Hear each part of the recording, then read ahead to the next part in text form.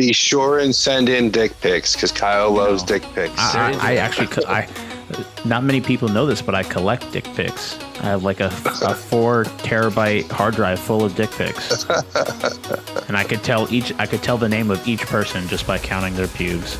So,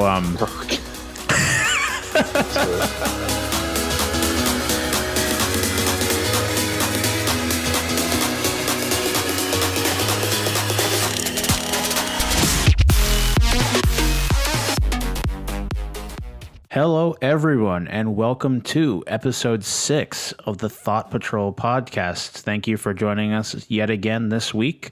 I am joined only by one other host, and that is Jonathan this week. He has returned, Mr. Waluigi. And, oh, geez, excuse me.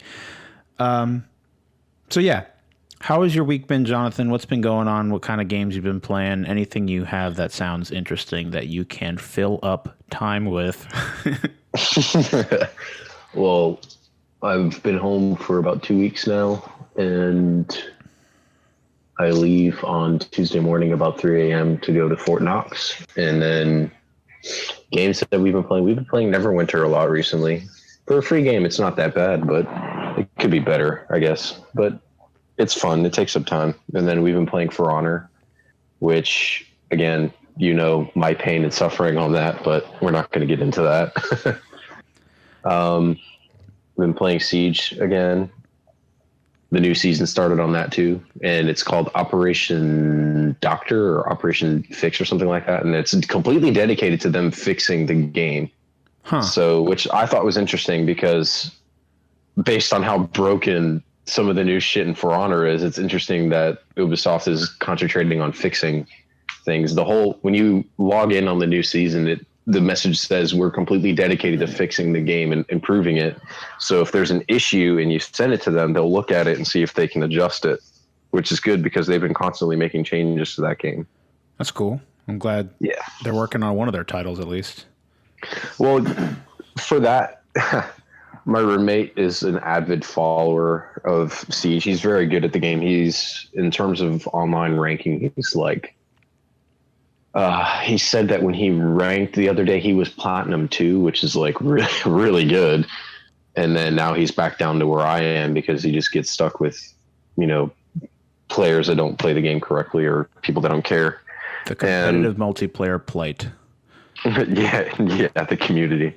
But, they've been consistently changing the game, and people voice their, like, they'll change one thing and then change another thing. So they'll buff one thing and debuff someone else. And so it's nice to see that they're actually changing it, unlike some games like Call of Duty where they just leave it the same. I don't think have we ever played a Call of Duty where they changed something in the game, like debuffed something? I don't know. But like when we actually played Call of Duty, I wasn't really actively following stuff like that either. I didn't care enough. I don't think. I think they might have.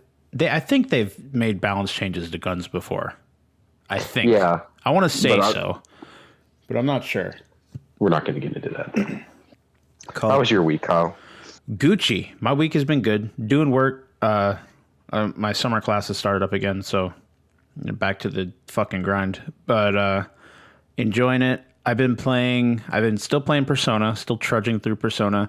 Every time I get on, there's always someone else on that wants to do something else. And I have nothing wrong with that because I'm kind of just like savoring Persona right now because it's such a good game. And I'm like a little bit close to halfway through the 5th palace, and there's 7 of them. And that even after the 7th palace, you're not done with the game. You still have more stuff you have to do. The game takes, I think it's about a whole year's worth of time. So you go through a whole year worth of days in the game. Oh, excuse me, man. So you're still in that palace that you were at when I was at your house the other day? Well, yeah, I put a couple hours into it after you were there, but no, I'm about halfway through it now after like another 3 hours, two or 3 hours. But I did die and lose like 45 minutes of progress at one point. So I'm still just trudging through it. I like that palace a lot. I like the music in it too. I think it's really cool. And every palace is different. It's always cool getting to a new palace, finding new enemies, discovering weaknesses, stuff like that. But yeah, I always say it every time I talk to people about it, but I am so surprised that that game, like even after, say, I'm like 70 hours in, even after 70 hours, I could still sit there, get on the game, and still, every time I get back into it, I get like engrossed in it every time. I'm always excited to see new story, learn new things about the characters that are present, uncover more of what's going on in this world.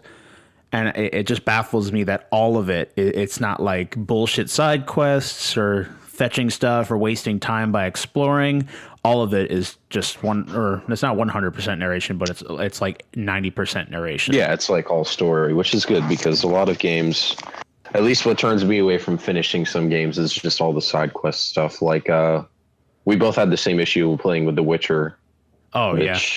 It's a good game. Don't get me wrong. It's a very interesting game. I never played any of the other Witchers. And then Tyler convinced me to pick up The Witcher 3. And I went and bought it. And we played it together. Well, he was playing it on the PC and I was playing on the PlayStation. And it just got to the point where it was just very, I don't know if it was redundant or I wouldn't say boring. It just got to the point where it was like, I really don't want to play it anymore, you know? Like it just got uninteresting, I guess. Yeah, the problem that I had was I really liked the story and I was invested in that. It got to the point where it happens every once in a while in an RPG where, gosh, I'll be completely, like uninterested in the combat. I have no idea why it happens, but I just didn't want to fight anything. Like there was one point where I just gotten out of this thing. It was with one of the women that Geralt meets. And you like leave this house that she was living in with these people that are taking care of her, some shit like that.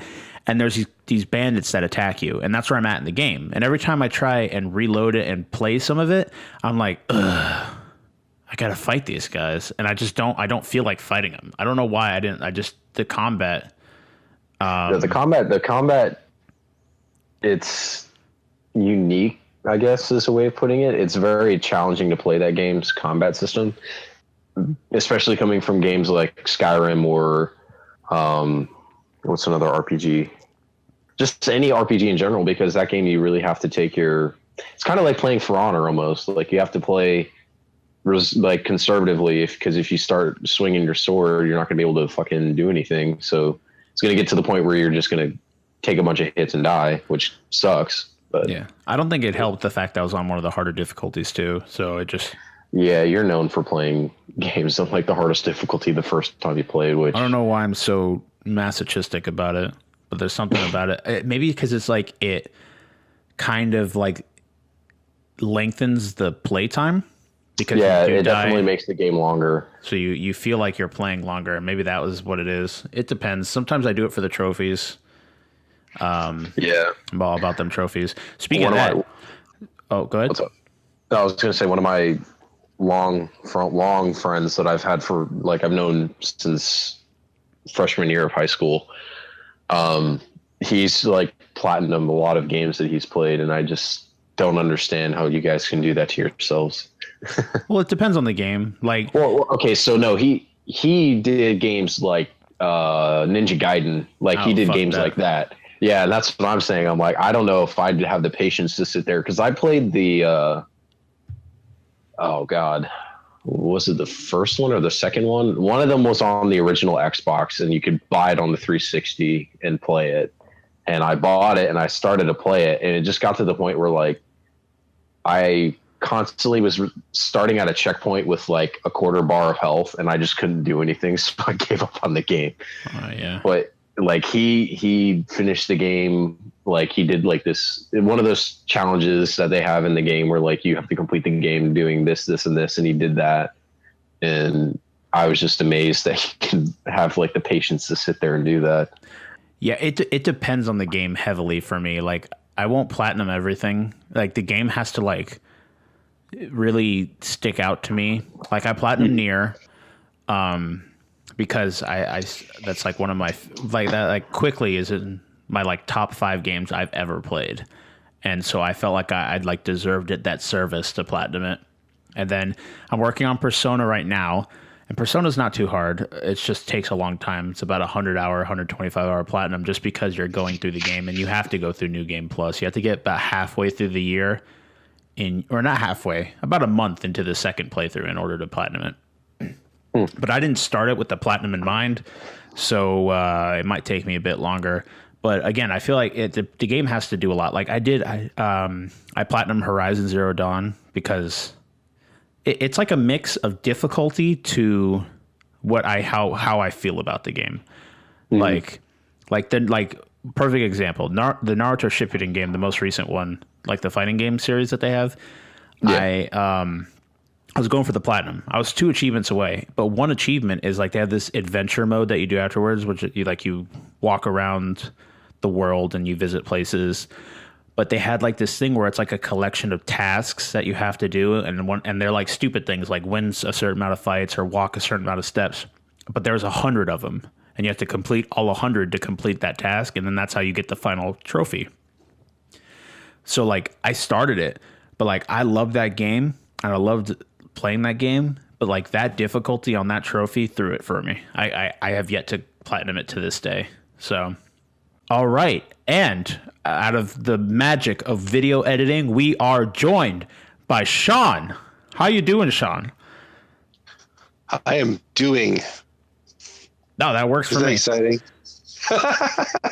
That's good. So we did start the podcast without Shawn because we didn't know if he was going to be joining us, but now he is joining us, and so we now have our 3 hosts, both me, Kyle, we have Jonathan, and we have Shawn now to join the group. So as I was saying before we cut, Jonathan, for like Naruto Shippuden, is that it comes down to how like a mix of how much I enjoy the game to the difficulty of the trophies. I'm not going to platinum a game that's going to kill me because ultimately in the end, it's not worth it. And that's what it's weird because I have like that OCD where I'm like, I got to platinum this game. I like the game. I owe it to the game because it's that good or whatever my thought process is in that situation. But, I only have like 8 of them. Like I platinum Battlefield 1 and I didn't love that game, but it was just an easy platinum and I was bored. So yeah, it all depends when it comes down to that. Yeah. So that's how it's been going. Again, 11 Persona, excellent game. And I just can't get enough of it. And I'm so excited that it's here. And after all the time that we've been waiting since 4 came out. And yeah. That's just how it is. How you been doing, Shawn? I know you're just recently joined us, and you've graced us with your presence. How's your week been? Well, 3-day work week, off Thursday, Friday, Saturday, Sunday, Monday. So that's been pretty cool. Didn't get to spend it going to MegaCon this year. It's just the first year in like 15 years I haven't gone, which is kind of lame. But I've been enjoying the time off, been catching up on some games. No, I haven't started Persona yet, so shut your face. I was going to ask. Yes, you were. I am close to finishing that you didn't Cosmic Star Heroine. So I'll be able to give a full report on that once I've finished it up. But there's one glitch in the game they haven't fixed yet, and I've made my way past it a few times, but then right afterwards, I end up getting into a fight and resetting and having to do the whole fucking. It's a mess, but it's good. Yeah, I don't know. I haven't really been doing anything. I saw. What did I just watch? Pirates. Oh, Pirates of the Caribbean. I saw Pirates. Yeah. How was it? It was out of 5. It was marginally better than the 4th one. Jack Sparrow is a caricature of himself now. Like, I mean, over the last 2 movies, after the first trilogy was done, he just became retarded. Like, stupid man-child, can't do anything for himself. Everybody else takes care of him. And in the first 3 movies, yeah, he was definitely had his comic relief moments, but he was wily. He was cunning, you know, he had a certain kind of intelligence about him, and he was usually aware of what was going on around him, even if he pretended he wasn't.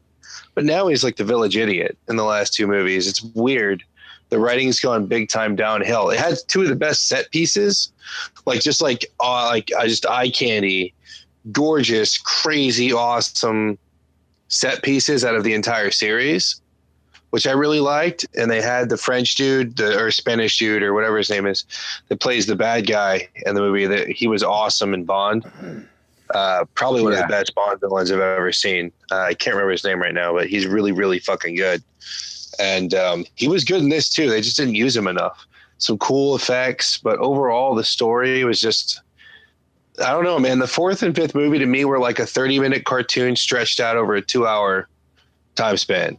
Yeah. And at the very least, the third movie was kind of a mess, but the first three movies were dense with story and character development, and you never felt like you were breezing through something that was just sloppily put together. And the last two movies did.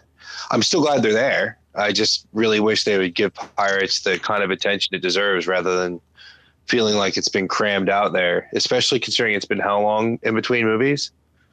Oh, quite a while. That long to make this, you know? I don't know. That was what was disappointing. If they were doing one a year, that'd be different. This feels like it took a year to make, except for the special effects part. Damn. All right, so but yeah, it's just 0 out of 5. Seeing. No, I'd give it like a 2 out of 5, but it's still worth seeing in the theaters because the effects come off best on the big screen. All right. But it's a huge disappointment in terms of what it could be. We should start a segment like Shawn's Review Corner. And you just shit on things for 15 minutes out of the podcast, like viewer mail, but it's all dedicated to Shawn. Don't they have a YouTube? Was it the Tugs? Those two guys from ETC do a video game show called Tugs. No, and they have this dude called Shibby, who is like this tall beanpole of a nerd, who is very difficult to understand because he sounds like he's drunk all the time. But all he does is stand up and shit on things, and then, much like us, his two friends poke fun at him until he finishes, and then or support him occasionally. Oh, I think I've seen that before. I think I watched some shit on Pokemon Sun and Moon. All right, yeah, I understand what you're talking about. Destiny. He also shit on Destiny. So, okay. I think that about does it for our intro. I don't know how far are we in because the timer's kind of screwed up because I got to cut some stuff out. But I'm glad you all are doing good. I'm glad that we're all able to meet together every week and just put our shit out for people to listen to. So what I have to say is I have a couple of announcements for any of you who care, or any of you that, if you're listening, you somewhat care, and I appreciate that. But so a couple things. One, hopefully by next episode, not this one, which is probably going to go out on a Monday, which is the 29th of May. It'll probably go out. By the next episode, we will hopefully have everything on podcasting services. So we will have all of our episodes available on both iTunes and Google Play. Again, hopefully, I have everything submitted to iTunes for the review process. We sound good enough. I can't imagine them denying us. We'll see what happens. And then Google Music, I'm waiting for just some bullshit validation code things going on. So we're working on getting it so you can get our content to your lovely ears without you having to sit and listen to a 2-hour YouTube video, because no one wants to do that. And I could tell because I'm looking at the analytics. So hopefully that just ease of mind for all you out there that are listening and do wish to continue to listen to our stuff, that it will become a lot easier for you guys to participate. And Jonathan said a viewer mail earlier. All right, if you guys want to send in any sort of viewer mail or anything like that, we have our Discord. You could join our Discord server, and there's a tab in there that you could send us any questions you have. We'll read it on the podcast. We'll talk about it. If you want to call Shawn a dirty plebeian, that's perfectly fine with us, and we will talk about it. And we'll shout you out. If you have anything you want us to, if you want to show us stuff, if you guys make stuff or you guys have music that you design or anything like that, and you want, be sure and send in dick pics because Kyle loves dick pics. There's a dick pic tab. So, I actually, not many people know this, but I collect dick pics. I have like a 4 terabyte hard drive full of dick pics, and I could tell the name of each person just by counting their pubes. So just that's how the episode starts. I could tell each person by counting their pubes. And that's when people stop listening. Pretty much. Okay, so again, once we get everything on the services too, if you want to leave us like a 5-star review, we'll read the 5-star review on the podcast as well. Well, again, I'm going to work on getting everything on these services just for ease of mind for you guys, make everything a lot easier. That's what I'm trying to get accomplished. I'm already partnered with like a company called Audio Boom. They host your stuff, and I have everything on there. I'm just working on getting everything out to the more popular streaming things. So it's like that easy. So that's what I'm working on. All right. Let me just get through some clerical shit before we get to our news. Again, I talked about the Discord. If you guys like our content, go ahead and subscribe, leave a like, leave a comment. Again, if you have anything you want us, even if you have a question, you could go ahead and leave it in the comments too.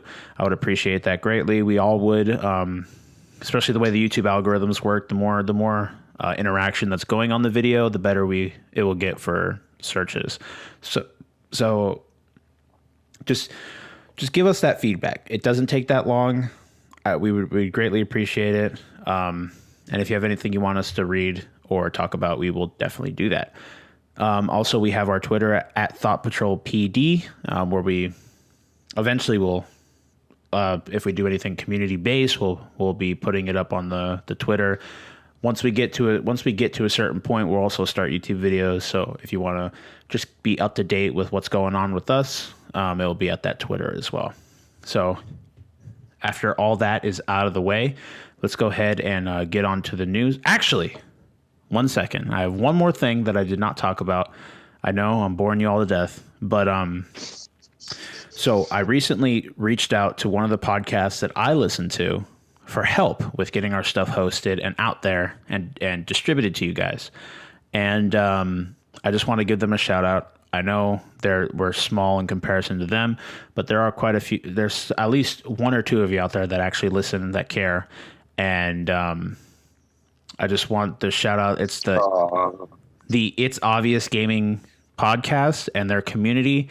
Again, they're not that big, but they're much larger than we are. They got about 1,000 subscribers. But I was talking to the main host, Garrett, and he gave me all the information I needed to get our stuff on, our stuff set up. And he had us all. He just helped me out so much, and I greatly appreciate it. Even to the point where he even watched our most recent episode 5, and he dropped a comment there, and he gave us some feedback on what he thought how good we were doing and stuff like that. So he's awesome. He's really cool. If you guys are out there and you want more content to listen to, they have all their stuff on services, so you'll actually be able to listen to them without being on YouTube. Again, we're working on it. It's all a work in progress. I'd say we're doing pretty good for only being on our 6th episode and having everything up already. So, so everything's good. We're going to go ahead and move on to our news articles. So, man, I am so sorry if anyone can hear that. But with the amount of lack of professionalism we have, I don't think it'll be a big issue. So, back to the wondrous oasis of news that is GameSpot. We come to our news section, and the first article that we're going to talk about is recently they released information on the new Far Cry game. Now, after 3, I stopped caring about Far Cry. I never played Primal, and I didn't play a lot of 4. I played a bit of 4, but I never finished 4. And but the new one, if you've been on the internet, you've heard it's set in Montana. So this is interesting.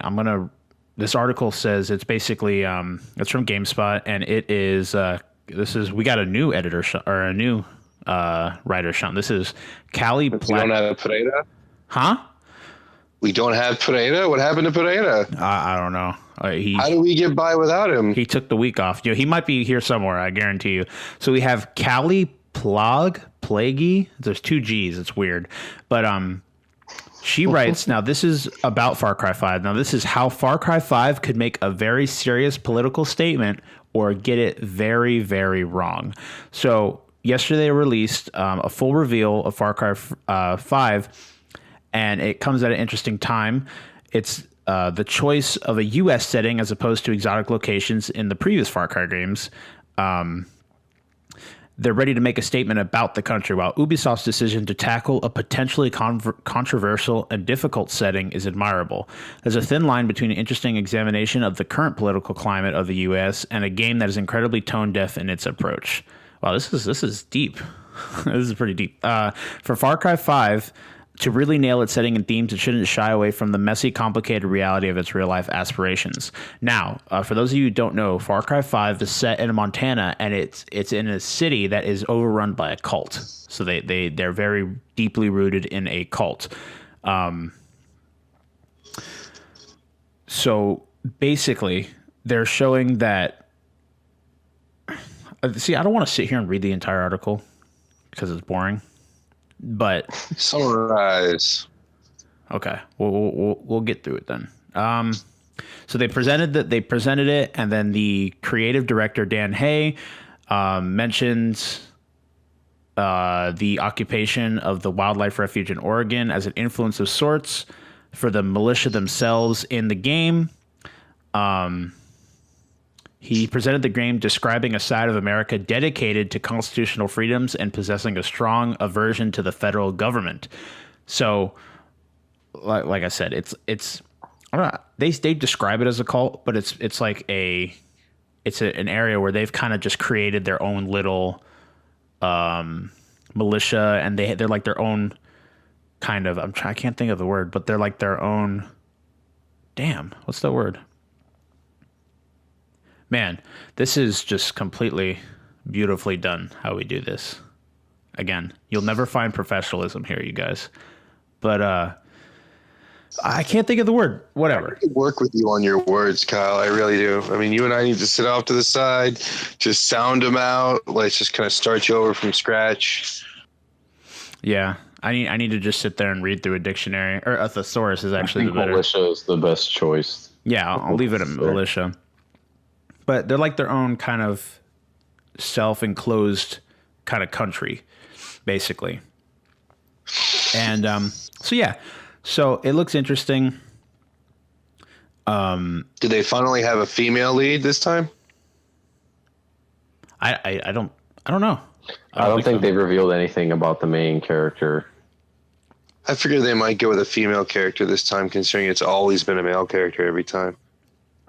Especially considering the current climate, that's like the trendy move. Okay, continuing to summarize the article, just to give you a little bit more information. All things considered, the roles seem pretty cut and dried, and your job is you're actually the deputy, and you're to liberate the county from the cult's stranglehold. And you can even engage cult forces in aerial dogfights in order to do it. This game sounds... What? The cult has planes? I guess the more I look at it... where are they getting all these aerial vehicles in Montana? Okay. Dude, it's Montana. Who knows? Oh my goodness. Watch, so, one of our listeners is going to be from Montana, and he's going to be offended. He's like, man, fuck Jonathan, man. Yeah, that guy's an asshole. Yeah, that guy sucks. Man, I don't want him on the podcast. Take him off. Oh, cool. The picture that Callie Plug has is Bulma in a bunny suit. I like. You guys can't see, but I have my hand doing when your index finger and your thumb make a circle. That's what I'm doing. Oh. Yes, indeed. It's lit. So, yeah. Again, I haven't been following Far Cry since 3. Far Cry Primal which one was 3? 3 was when it was white people and people bitched about it. They get on the island? Yeah. That was 3. Yeah, so Far Cry 4 came out, and then Far Cry Primal. Now, Far Cry Primal was the same map that they used in Far Cry 4, just set in a different time period, I guess. Really? Yeah, it's or at least that's what I was told. I don't know if that's true. I never played Far Cry 4. That would be a cheaper way to do it. Reuse. Well, they just copied and pasted the environment, but they didn't it's not the same, but it's the same map from what I understand. And it's a good game. The map is huge. Yeah, it was big in 4 too. Yeah, thank God there's a fast travel system. Otherwise, it'd take forever to get everywhere. Yeah. But it's a fun game. It's definitely unique because there's a lot of aspects to it, like survivability. Like to travel in the colder climates, you have to have like the cold weather clothing and all that. Otherwise, you'll slowly freeze to death. It's a good thing. Interesting. It's a good thing they said it in like caveman times, because if they were like 10 years earlier, then it would be just as the fast travel technology was invented. So the caveman wouldn't be able to fast travel anywhere. They wouldn't have that ability. So it's a good thing. It's good that you see that they're taking that approach and they're doing their research. That's good. Yeah, the historical accuracy is very, very detailed. It's very important. So I'm glad that they're working on that. That's where Ubisoft puts its priorities. You can also just ride a saber-toothed tiger. No big deal. Yeah. Okay. Well, I prefer the breakdown of my molecules and transportation somewhere else compared to saber-toothed tiger. But you never know if you're gonna be halfway into a tree and stuff. So I understand. The fear there. Man, that would suck. I've always thought about that. That'd be like the worst way to die. Teleporting somewhere and being like halfway through a wall when you phase back in, so it's just your body just gets like clean cut in half and you die that way. That'd suck ass. I don't think that's how that would work. But anyways, let's move on. This is Kyle we're talking about. Have patience for them. It's funny because you said that, and I'm like sitting here dumbfounded. It's just like you can hear his heart breaking just a little bit every time. The heart breaks and the hamster wheel starts turning. Guys. I'm Wait like, a minute.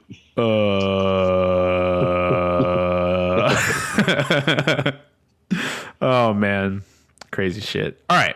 On to our next article. We have another Monster Hunter game has been announced for the Switch. And that Monster Hunter reveal boosts Nintendo's rising stock to an 8-year high. This is by Kevin Knezevic, another new person we haven't talked about before, from GameSpot. Believe me, it's GameSpot. GameSpot. If you needed further proof of Monster Hunter's immense influence in Japan, the mere announcement that the series is coming to Nintendo Switch caused Nintendo to experience another jump in market value. Now, with the release or the reveal of Monster Hunter XX, which is called Double Cross, the first X was Generations, and then they have Double Cross now. But it's cool that they're making a Monster Hunter for the Switch instead of it like being a 3DS game and then being ported onto something else, because that means they could actually utilize the system, and that's exciting. Because I love the Monster Hunter series. I love the idea of you rallying a bunch of friends and taking on these big ass monsters and fighting them off and like tracking them and shit like that. It's really cool. So I'm definitely getting this. But the important thing is that just the reveal and that it's coming to the Switch, Nintendo's share price rose 5.5% to 33,510 yen, which is roughly like $300, about the start of $300 around there. Nintendo's stock had already been trending upward earlier in the week, but the company, because of this reveal, hit a 7-year high, thanks in part to the strong demand for the Switch. So this new version is like an expanded version of Monster Hunter Generations. So they're adding new monsters, weapon sets, quests, other content, stuff like that. And apparently Monster Hunter XX was released for the 3DS back in March, but it has so far it's remained exclusive in Japan. So I really hope they don't port this game. Man, I really hope, because they've done that before. They just take the game, up the resolution, and put it on another system. Oh God, that shit. I hope they don't do that, because the 3DS, it's not the prettiest of systems to play games on. So I'd rather them build the game entirely around the Switch's power, because I mean, although it's not that strong, it can do somewhat decent gaming. So again, I hope they do that. But yeah, Nintendo continues to clean shop. They are kicking ass. They're making so much money off the Switch. another thing is these stocks, this rise in stocks has brought it to when the Wii was in its prime, the original Wii, which sold 800 million, like 800 million units, I think, the original Wii, around that number. So this is crazy. The Switch is quickly approaching 1 million. And as they continue to release games and just boost the system's library, this console is going to kick ass. And I hope it does really well, because Nintendo hasn't done well previously, especially with the Wii U and stuff like that. They've been getting a lot of shit from people. So I hope the Switch does very well. But yeah, so we're getting another Monster Hunter. It's coming to the Switch. It's going to be cool. It's going to have a lot of content, a lot to do, and I'm just excited to have another. The last one I played, it was on the. It wasn't Generations. It was the one before Generations. I think it was 4 on the 3DS, and I loved that game. I remember getting on like late at night and calling my next door neighbor on Skype and just sitting there and hunting monsters for like 4 to 5 hours every night before I went to bed. Some crazy stuff. Have you ever played a Monster Hunter game, Jonathan? I have not. I think you'd like it. I mean, I've never played Nintendo games religiously like you have, so I've never really developed a taste, if you will, for playing Nintendo games. Yeah, I played. My favorite Nintendo game would probably be like Super Smash Brothers, but that's the most that I've ever played. I might pick up a Switch just so I can play with you. Yeah, because I love you. It's cool. They have, well, I don't know. Eventually, they're going to be doing a paid plan for the online. So, but what was I going to say? It's definitely cool, and they say it's not powerful, but like the way Nintendo makes their games, they always utilize the maximums of their systems. So they make some pretty games. The new Mario looks pretty. Mario Kart looks gorgeous. But they have that art style that allows for it without putting too much demand on the system itself. So it's really, they do a good job at making games. It's Nintendo. They make good games. So I even if it's like down the line, because it's hard to find right now, maybe as they increase demand and start shipping more of them over. Because like when I got mine, I work at Walmart. So everyone prepare those jokes, because I work at Walmart. But what was I going to say? I was cleaning one night. I was getting ready to leave, and I just had a feeling like a stroke of like a thought that popped in my head, and it's just like, maybe they have a Switch. Maybe there's one here. I don't know. I haven't looked. The store's open all night, but people are about to start funneling in. So I'm gonna go check before I leave. And I looked, and they had 2 sitting on the shelf. So I freaked out. I went and ran over to my coworker and told him, and he freaked out, and we both bought them right then and there. And so I bought Breath of the Wilds, and I went home and squealed like a little girl for the next 4 hours. But since then, I've only seen 2 more appear, and that happened like a week ago. And I've had my Switch for maybe a month or 2 months, so they're not getting any. And they do most of their unloading at night. So most of the stuff, if they do get it, will come at night. So that's just the demand. They can't meet it. Nintendo's never able to meet the demand. I don't know who's doing their marketing research over there, but they're doing a shitty job. And it's either that or the thing where Nintendo purposely limits its supply so that it looks like they're doing well, although they are doing well, but you piss off a lot of people. The same. Do you remember, Jonathan? They made that really small version of the NES. Need. Yeah, the little console that came with like 60 games on it. Yeah, they never made enough of those, and then people bitched because they could. Yeah, I was gonna get it for my dad. Yeah, and you just can't find it because he likes to play video games occasionally on his Xbox. And I talked to him about it one day, and he was like, "Oh, I remember playing some of those games when I was younger." So I was like, "Oh, maybe he would like to have that as like a gift," because it was $60 and it came with like 60 games on it or something like that. Yeah. I don't know. Well, I don't know if it came with the ability to play 60 games or if it came with the 60 games on it. I remember. Couldn't expand it. There's a way to hack it, but you couldn't expand it. Yeah, no, you get like a set number of games, and I don't think it was 60. I think it was 30. I don't know, But I remember being a lot of games. I just remember that. Yeah, but like, it's a all the classics. It's a cool little way to like relive that little bit of nostalgia that you had. Although there's easier ways to make. Shawn, do you know the name of like when they make their like home brewed ones? They have like a name. It's like it's named after like a pie or something. What are they called? Yeah, it's a Raspberry Pi. There's a Raspberry Pi or Raspberry Pi 2 board. Then you have 3D printed machines, or else you have. Dude, I looked into it a lot because I was thinking about doing that, making custom handheld units that you can plug in the TV, putting them in old Game Gear shells or 3D printed shells. I've got all kinds of old video game hardware. I've been thinking about doing that kind of stuff for a while, doing that custom stuff, because those custom machines sell for a mint. Oh yeah, and they're super cool too, and being able to have that ability as well. I was actually just jogged my memory, but I was looking on iFunny of all places where I get all my news from, and I saw they had this cool little like device that they had built, and I don't know if it's a case or it's just something you slap on your phone, but it's like kind of like that, but it sticks to your phone. It uses your phone screen, but you actually are able to put Game Boy games into it, and it will play games through this machine that connects to your phone, but it uses your phone screen, and it makes your phone look just like a Game Boy, but it's using your phone to play the games. It's so cool looking, and you actually put games into it. I thought that was awesome, but I don't know, it just reminded me of that, but that was really cool. I've heard people talk about it, and it sounds cool to do it, but I'm not really good with electronics. That's probably the other reason I've never built my own computer.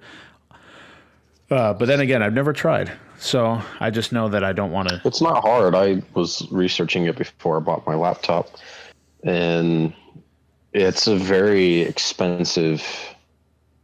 Well, it's cheaper than buying one. Well, no. To make a good one, you have to, like for the laptop that I bought, mine's just a laptop, but for a desktop, you can constantly improve it, whereas a laptop has a limited lifetime. But yeah. I mean, yeah, the PCs I'm not going to be playing. I'm not going to be playing computer games like all of my life. I rarely play them now. I just bought it, so I had the ability to play it if I wanted to. Yeah. And my other computer was like dying on me, so.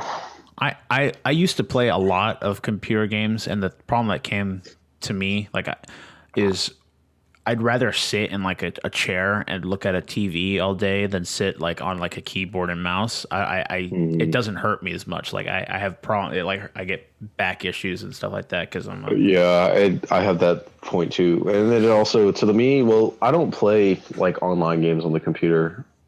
Like I know a lot of people that play CS:GO and all that, but I play games like Total War and all that. And I mean, I'll have spurts where I'll sit down and be like, oh, I feel like playing Total War. So I'll play Total War for a few hours and then I won't play again for like a month.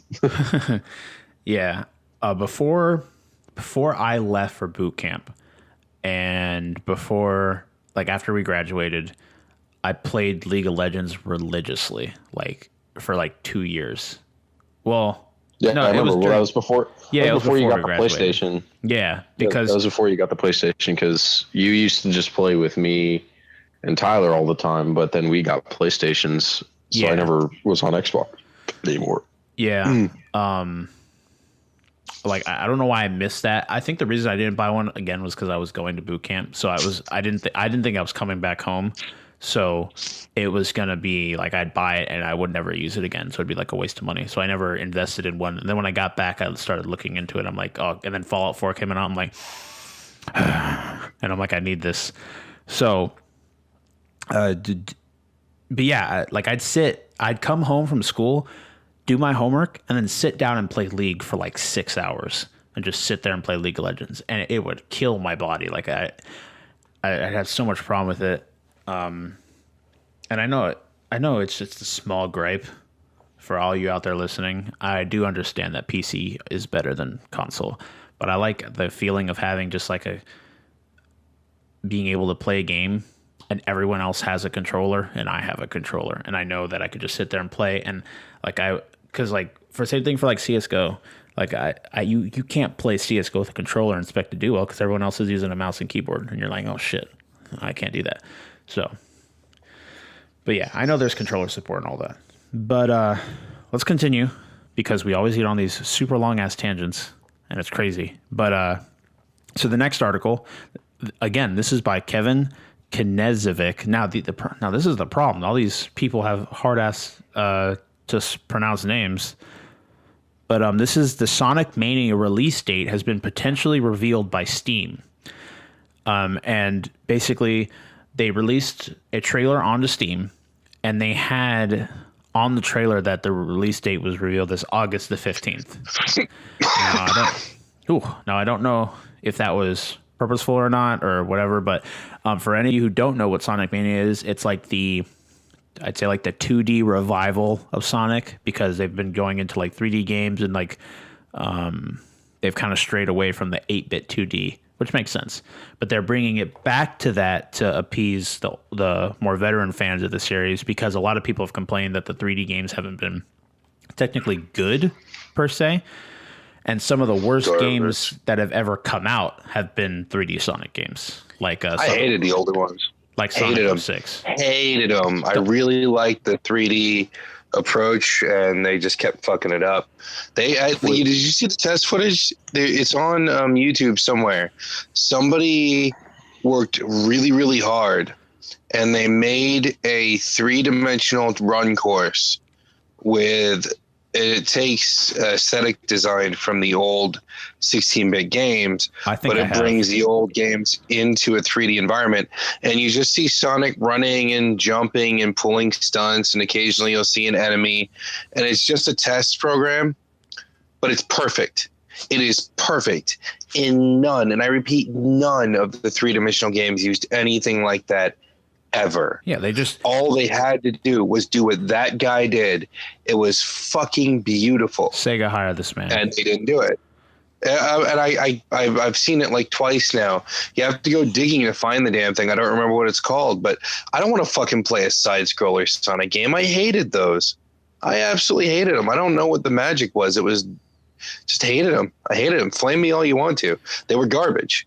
It was so much better when they actually took it into 3D, but then they took it into 3D, and then it became crap. So what's your favorite Sonic game, Shawn? I like Sonic Adventure 2. I specifically like the running courses with Sonic and Shadow. I like Sonic Adventure. Those things lit. That was probably the better 3D Sonic game.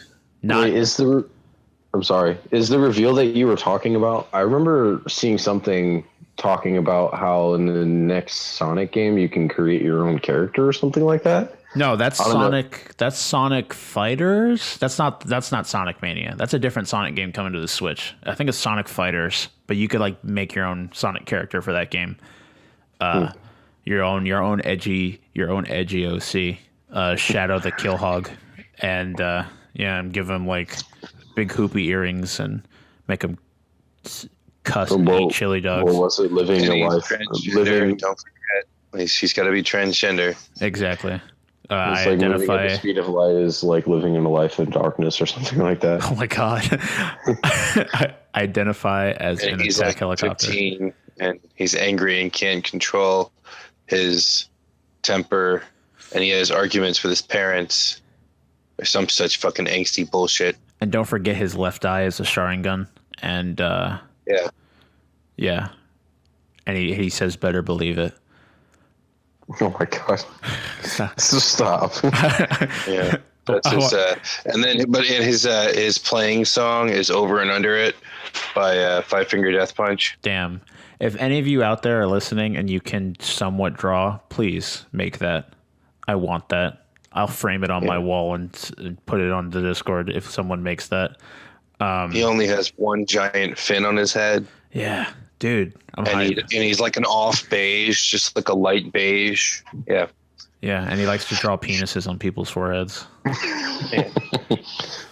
That's cool. But he does it so fast it engraves it in their forehead forever. Fast. There it is. That's what our main topic should have been, Jonathan. Our own Sonic the Hedgehog OC. Just like in depth go into his backstory and where he came from and where he's going. Where did you come from, Cotton Eye Joe? So why do you always do that? Always. So yeah. So let that song go. Let it go, Kyle. No, it's my favorite song ever. Let it rest in peace. Did someone say "Let it go"? Rest. Oh no. I'm sorry. Okay. Take it back. Go ahead with Cotton Eye Joe. Okay. So the date that was shown in the trailer will be the 15th of August. That's what they showed. We don't know if there's still always a chance for something to be pushed back. I don't know if it's gone gold yet. We'll see. But yeah, new Sonic game for those of you out there who were a fan of like Sonic and Knuckles, stuff like that, and you got more content coming your way from that.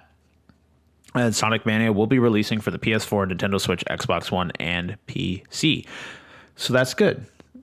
Let's go on to the next article. And now we're going to talk about this just a little bit, but this is something I found interesting. Now, GameStop recently released a sales report, and it showed in that report that Zelda Breath of the Wild has sold more copies than they've sold Switches, right? So they've sold more copies of the Breath of the Wild Zelda for the Switch than the Switch itself. Now, for those of you thinking,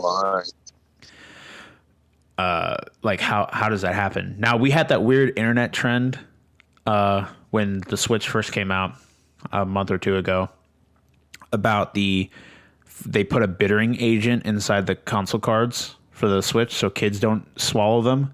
So people would buy them just to taste them, like straight up, and make videos about it for the internet because we're stupid like that.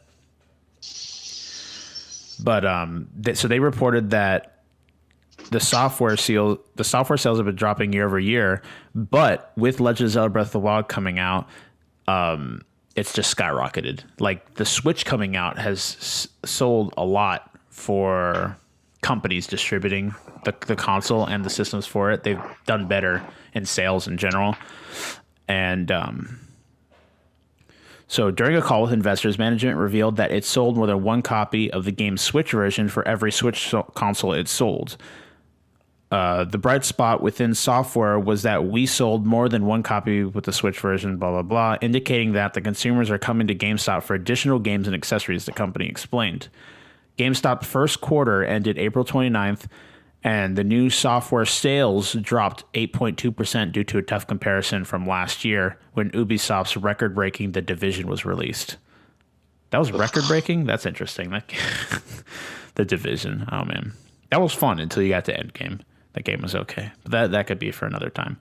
So yeah, just to pull like a synopsis from that story, that the Switch coming out and the Switch doing well, these companies their sales reports are going up, which would make sense. New console comes out, shit like that happens. But just giving you an idea of just how well the Switch is doing in general.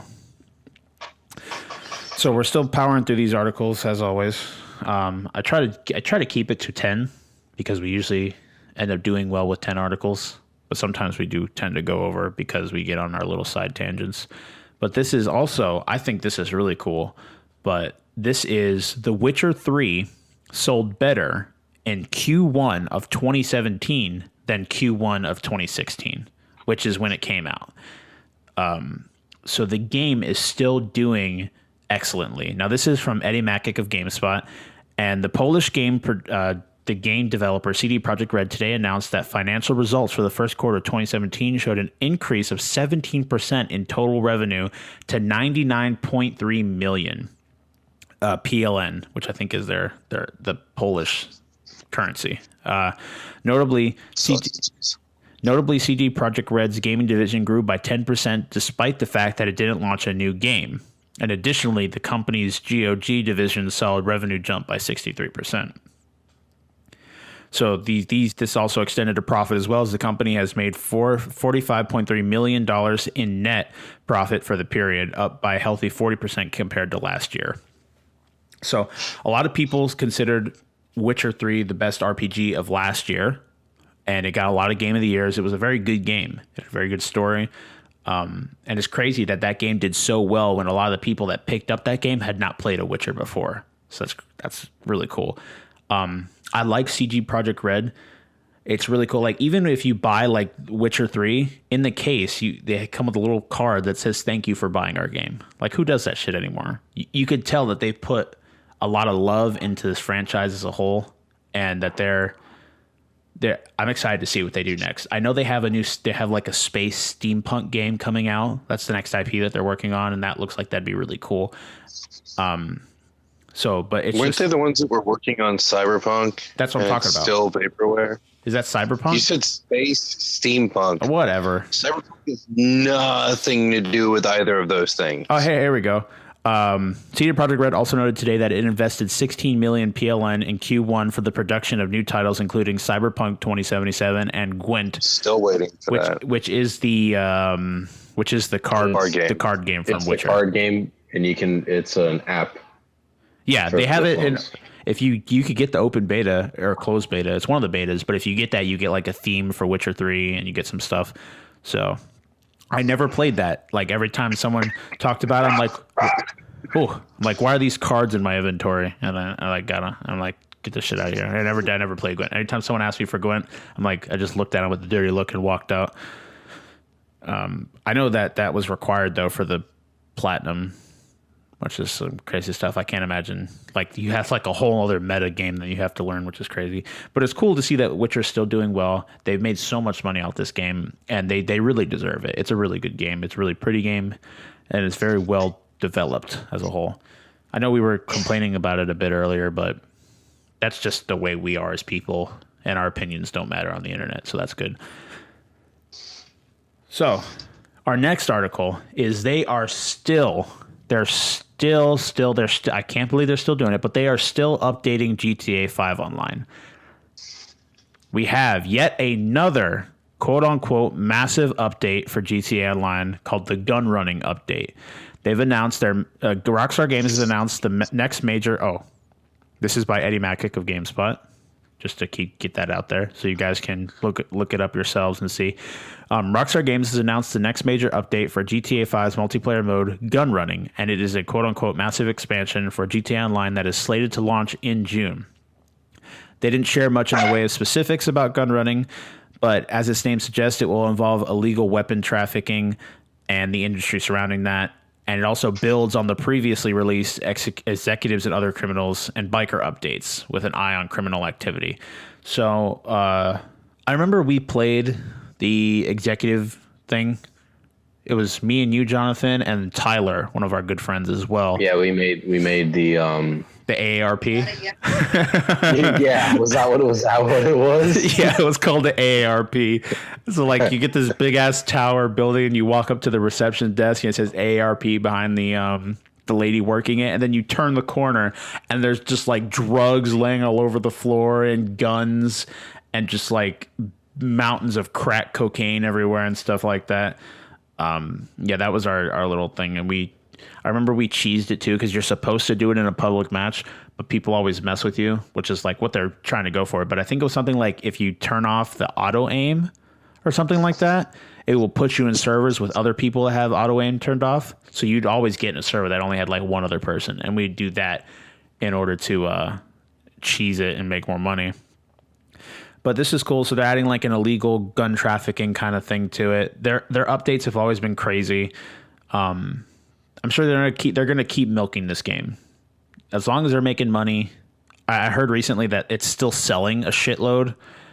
Even today, like the last month, they had still like super high sales. It was in like the top 10 of games that sold in May. So it's still $60. Yeah, you go to buy they know, bro. They ain't dropping that price until people stop caring. So I have seen it go down to like 40 and 50 in some spots. Yeah, they've put it on sale. They've done stuff like that, but it's just crazy how much money they've made off of it. And there's people that only play GTA. Oh Jesus, my bad. What the hell was that like gay Key West stuff that I just heard? Hey man, Key West is fun. Okay. Oh my god. But you'll know again. That was like I'm scrolling through my feed on Facebook and accidentally clicked the fucking video. Oh my god. Yo, again, we should have like a motto. If we ever release T-shirts or anything like that, it should be like professionalism. 0% professionalism, something like that, or whatever I said that one time, professionism or whatever. I said something stupid last time we talked about it, but so they're gonna like I said, they're gonna continue updating this game until it dies. You could go on and there'll be people that are level like 5,000. There's people that just come home and play GTA Online, which baffles me. I can't do that. I don't know how people can do that. It's crazy. Like, I need to have at least 2 to 3 games that I'm hopping between, or I'd kill myself. Like, straight up, I'd off myself, or I'd do something else. But there's always that option. But yeah, I said so many times, and I'm starting to catch it, and it's really bad. I apologize. I told you about that a long time ago. Yeah, you got to catch it like yourself. You got to break that habit. It's crazy stuff. So we also have a new update for Titanfall 2 that will be arriving on May 30th. This is, our boy, Chris Pereira, GameSpot. He's finally he's trying to reared his stinky head. And we have, what happened? So I'm sure he appreciates that. I'm sure he does. And the whole 6 subscribers that we have, he'll come and hunt us down. Make 5 of which actually participate in the podcast. The actual podcast. Yeah. Oh, man. If anyone out there listening right now, I love you guys. Just keep that in mind. Never forget that Kyle loves you. If you're having a rough day, there's some fat stranger on the internet that loves you. Keep that in mind. He says that, but you don't hear the shit he says about you when we get off the air. I just want y'all to know that. Don't listen to Shawn. He's a filthy casual. He doesn't. He lies. He likes to lie. He likes to lie all the time. So it's not a big problem. So I love to lie. Yeah, he does. So Titanfall 2. I'm lying right now. So to get away from this tangent, Titanfall 2 has released a new content update that'll be coming on May 30th. Chris Pereira of GameSpot, as we said, and this is they're going to be showing off the new Monarch Titan. So we're getting a whole new Titan for anyone playing Titanfall 2. In the trailer itself. Like Monarch, like Venture Brothers Monarch, because that would be awesome. I don't think so. I have no idea. You'd have to look at the trailer. But from what I've seen from the trailer, I have no idea what this Titan does. I've just seen it shoot missiles. So it's a Titan that shoots missiles. I have no idea. It doesn't seem like anything special about it. But it's cool that we're getting new content still. All of it's free. As oh my gosh, as they've said for Titanfall. They're going to be releasing everything for free. So this is the new Monarch's Reign update. And there is a trailer. You can find it on YouTube. And it shows off some of the new free content as well as some of the cosmetic paid content. The new Prime Titans. We're finally getting a Prime Tone and a Prime Ronin. And the Monarch Titan is described as a mid-range Vanguard class. And it uses a chain gun and features an upgrade core that allows players to choose upgrades for it over the course of its life. Well, that's pretty cool, actually. So it sounds like Legion almost. Well, I guess, but like this, because he has a chain gun. Yeah, the upgrade core sounds interesting though. So like when you get your thing maxed out, instead of getting just like an ultimate, you could add an additional stat onto your Titan over the course of its life. So maybe like you can like fully heal yourself or increase your damage or add another bar of health or something like that, like something RPG-esque. That'd be pretty cool. Let's actually finish reading the article because it's actually explaining this. So instead of... Oh, my God. So the upgrade core that allows players to choose upgrades for it over the course of its life. In the trailer... Oh, no. Never mind. It doesn't. In the trailer, we see it destroy an enemy Titan and allow its pilot to jump aboard the enemy Titan to steal its battery before jumping right back inside the Monarch. It's also shown ripping the enemy pilot out of their Titan and crushing them to death before kicking their destroyed Titan to the ground. So there's a whole new map coming out as well, and we have the new Prime Titans, and we have the new Titan in general. So now if you get on Titanfall after May 30th, for the next 2 weeks, everyone will be playing Monarch. So have fun with that. And I said it again. I don't know. I should set like some like electric clamps to my nipples, Shawn, and every time you hear it, you just press the button. And then I release a moan of pleasure, and then that's how you know it works. You say harder, Daddy. So let's go on to the next article where we're getting through. We got 3 more, you guys. Stick with us. So this one's actually pretty cool as well. Talking about the Switch again, there's a lot of news coming out about the Switch because it's new. This is Alex Newhouse of GameSpot, and the Switch now is fully compatible with Unreal Engine 4. Now, why was this not the case when it released? I have no idea. Nintendo likes to do stupid stuff. But Epic's Unreal Engine 4 is one of the more popular game engines out there, and dozens of games have been made using its tech.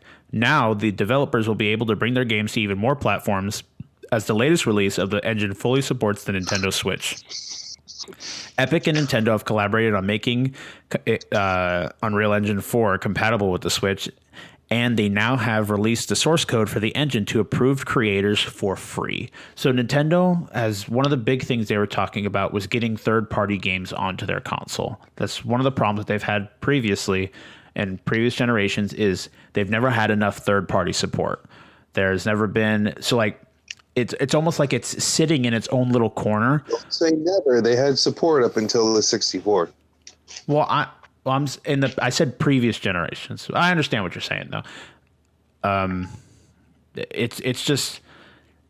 So they've like sat in their own corner and they make their awesome games. But if you have a Switch, you're kind of left out of the rest of the console market because all these games come out. So it's almost like you have to have a Switch and then like a mainstream console as well. In order to play all the left out, dude. Yeah, the Switch can't handle the stuff that the other consoles are doing. Oh yeah, no, I understand, but we're gonna be getting hopefully more indies, and but yeah, I can't imagine Red Dead's not gonna be on the Switch.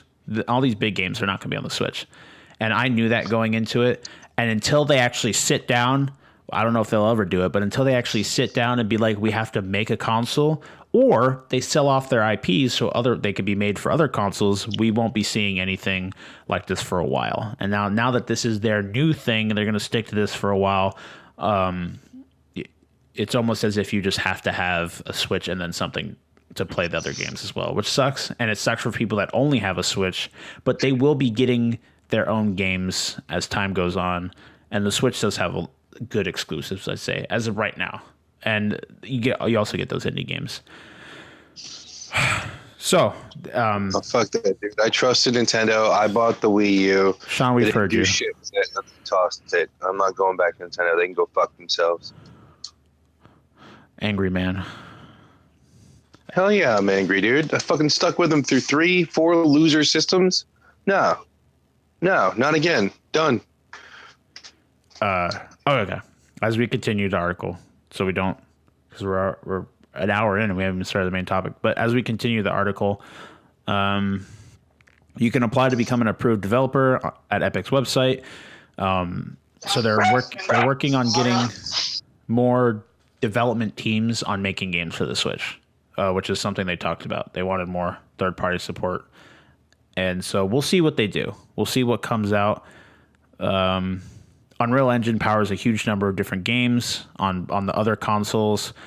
There's Street Fighter V, Gears of War 4, and some other things that have used that system. There's a lot of PC games that use Unreal, and the engine, I think, is actually available to anyone, like for free. You could download it. But since I think the Switch thing is new, they probably won't have any of the code for the Switch. But you could like use it to develop stuff. Although you still need like publishers and all that stuff, but you can still mess with it, fiddle with the engine and stuff like that. Bless you if that was a sneeze. It was. Okay, so. Thank you. Sean. You're like going in and out of mute, Sean. Just to let you know. Yes, I am aware of that. Because it sounds like you're trying to talk at the same time, but you're like not doing a good job. I need to mark this as well so we could cut this. I am not trying to talk. Oh, okay. It just sounds like it. All right, 114 edit. All right. Cool. All right, let's get back into it. Xbox One. The next article is by Chris Perrier as well, so our boy doing his work. The Xbox One will be releasing its Netflix-style Game Pass today. Now, this is the 24th, so we're recording on the 27th, so it's been out for a while. But this is like a subscription-based service that's Netflix-esque, where you could play games on it.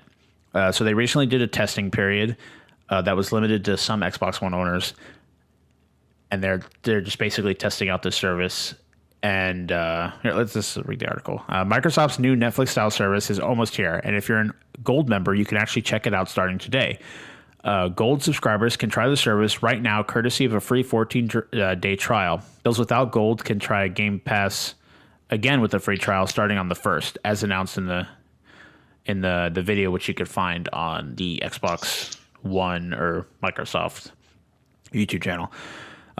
Xbox Game Pass is a subscription-based service that allows users to play games from a library of select titles as much as they want, similar to the way Netflix operates. But unlike Netflix's traditional streaming setup, you'll be downloading these games to your system before playing them. Should you want to purchase a Game Pass title outright, subscribers will receive an exclusive discount. Along with the launch, Microsoft has also shared all of the games you'll be able to play through Game Pass at launch. So they said that there's more than 100 games that will be available, and I'm gonna read off some of the titles. But what do you guys think about this? We have, instead of like PlayStation's shitty PlayStation Now kind of thing that they're doing, where you stream the game and you get like that weird delay. This one, you straight up download the game to your system and you have free reign to play it.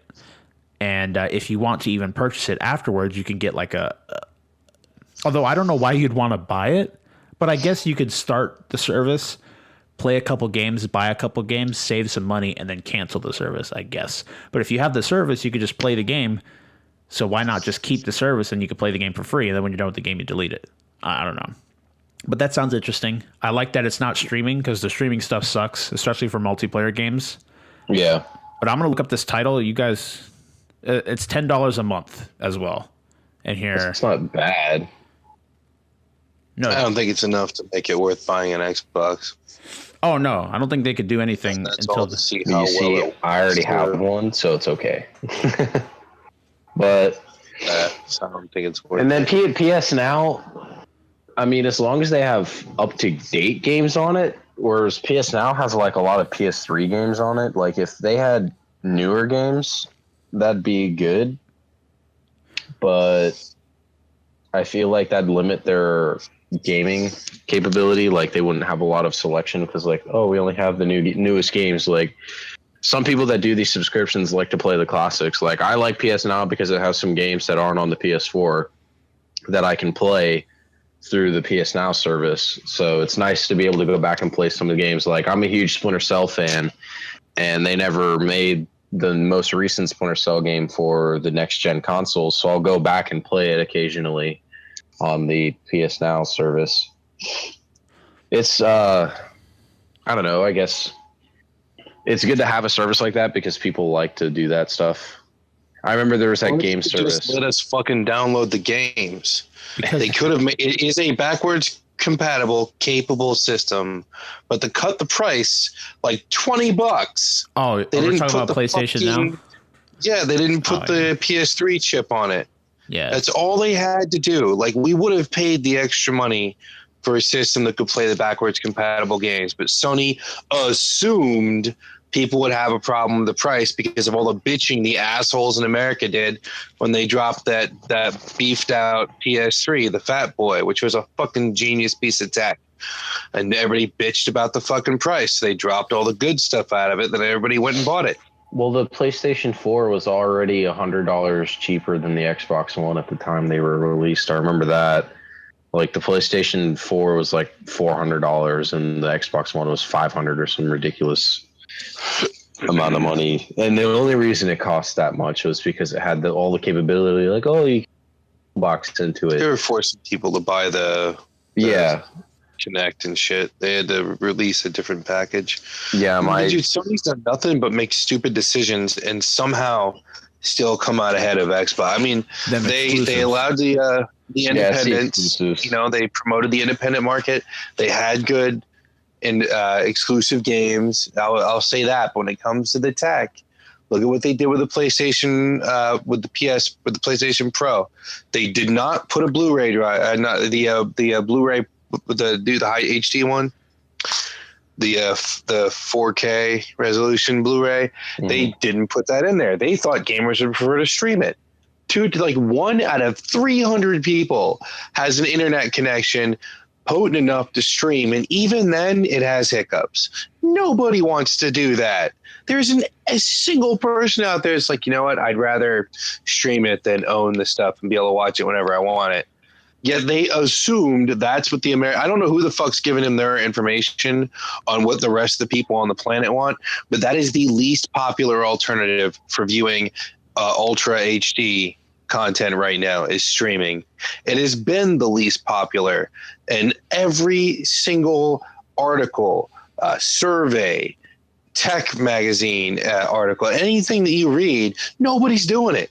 Nobody can afford the 500 gigabit connections or the terabyte connections or whatever the fuck. No, not 500 megabit connections or gigabit connections to do that. And Google Fiber is available in like 5 places. You know, I mean, the fiber stuff's opening up, but it's still not in most locations. And they dropped a system that only supports something people can't use.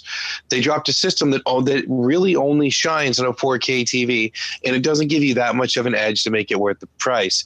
Meanwhile, Xbox is like, fuck, we don't have this, we don't have that, we screwed up launch. Let's make a system that plays Ultra HD. Go ahead, Ultra, yeah, at least put that in there because it costs us an extra $10 on the system, so why not? You know, and Sony's like, we got to cut the price. And then with the backwards compatibility, Microsoft's like, fuck it, let's go ahead and put it on there and we'll use it to fight back against Sony. We'll wait like 6 months and we'll announce it. That's what they did. Now people can play their old games.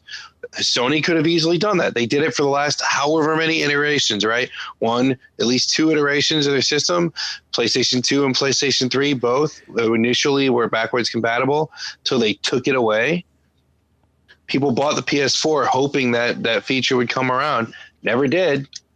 I mean, Sony is getting lucky, but they are making some arrogant, stupid decisions. If they didn't have such a good build around them to keep carrying them through all these moronic decisions, they would have tanked a while ago. I think every time Shawn starts to rant, I'm just going to start playing the triggered noise. What is the triggered noise? I've never heard that. It's like this weird, God, it's from a movie. It's like this weird alarm thing. Oh, yeah, I know. Yeah, you know what I'm talking about, right, Jonathan? And then it goes like da da da da, like that kind of. Yeah. Oh, Yeah. Yeah, I know what you're talking about. Yeah. It's from like old 70s cop shows. Yeah, I think that yeah, you don't have to do it. Okay. That was beautiful. Yeah, okay. Yeah, and then thank you. Okay, so let me go that's over. That's gonna be the intro music to Shawn's reviewing tirade. Yeah, his little tirades. Yeah. Okay. So let's go. I'm gonna go through some of the games here that will be available on this Game Pass service. So we have Halo 5 Guardians, Halo Spartan Assault. I'm jumping around 'cause some of these. Those are all arcade games. Halo 5 Guardians is Halo 5, dude. Is it? Yeah. It's Halo 5. Okay. The subtitle was I don't know. I stopped playing Halo after Halo 4. Cortana into a bad guy because they're fucking idiots. Yeah. Devil May Cry Definitive Edition.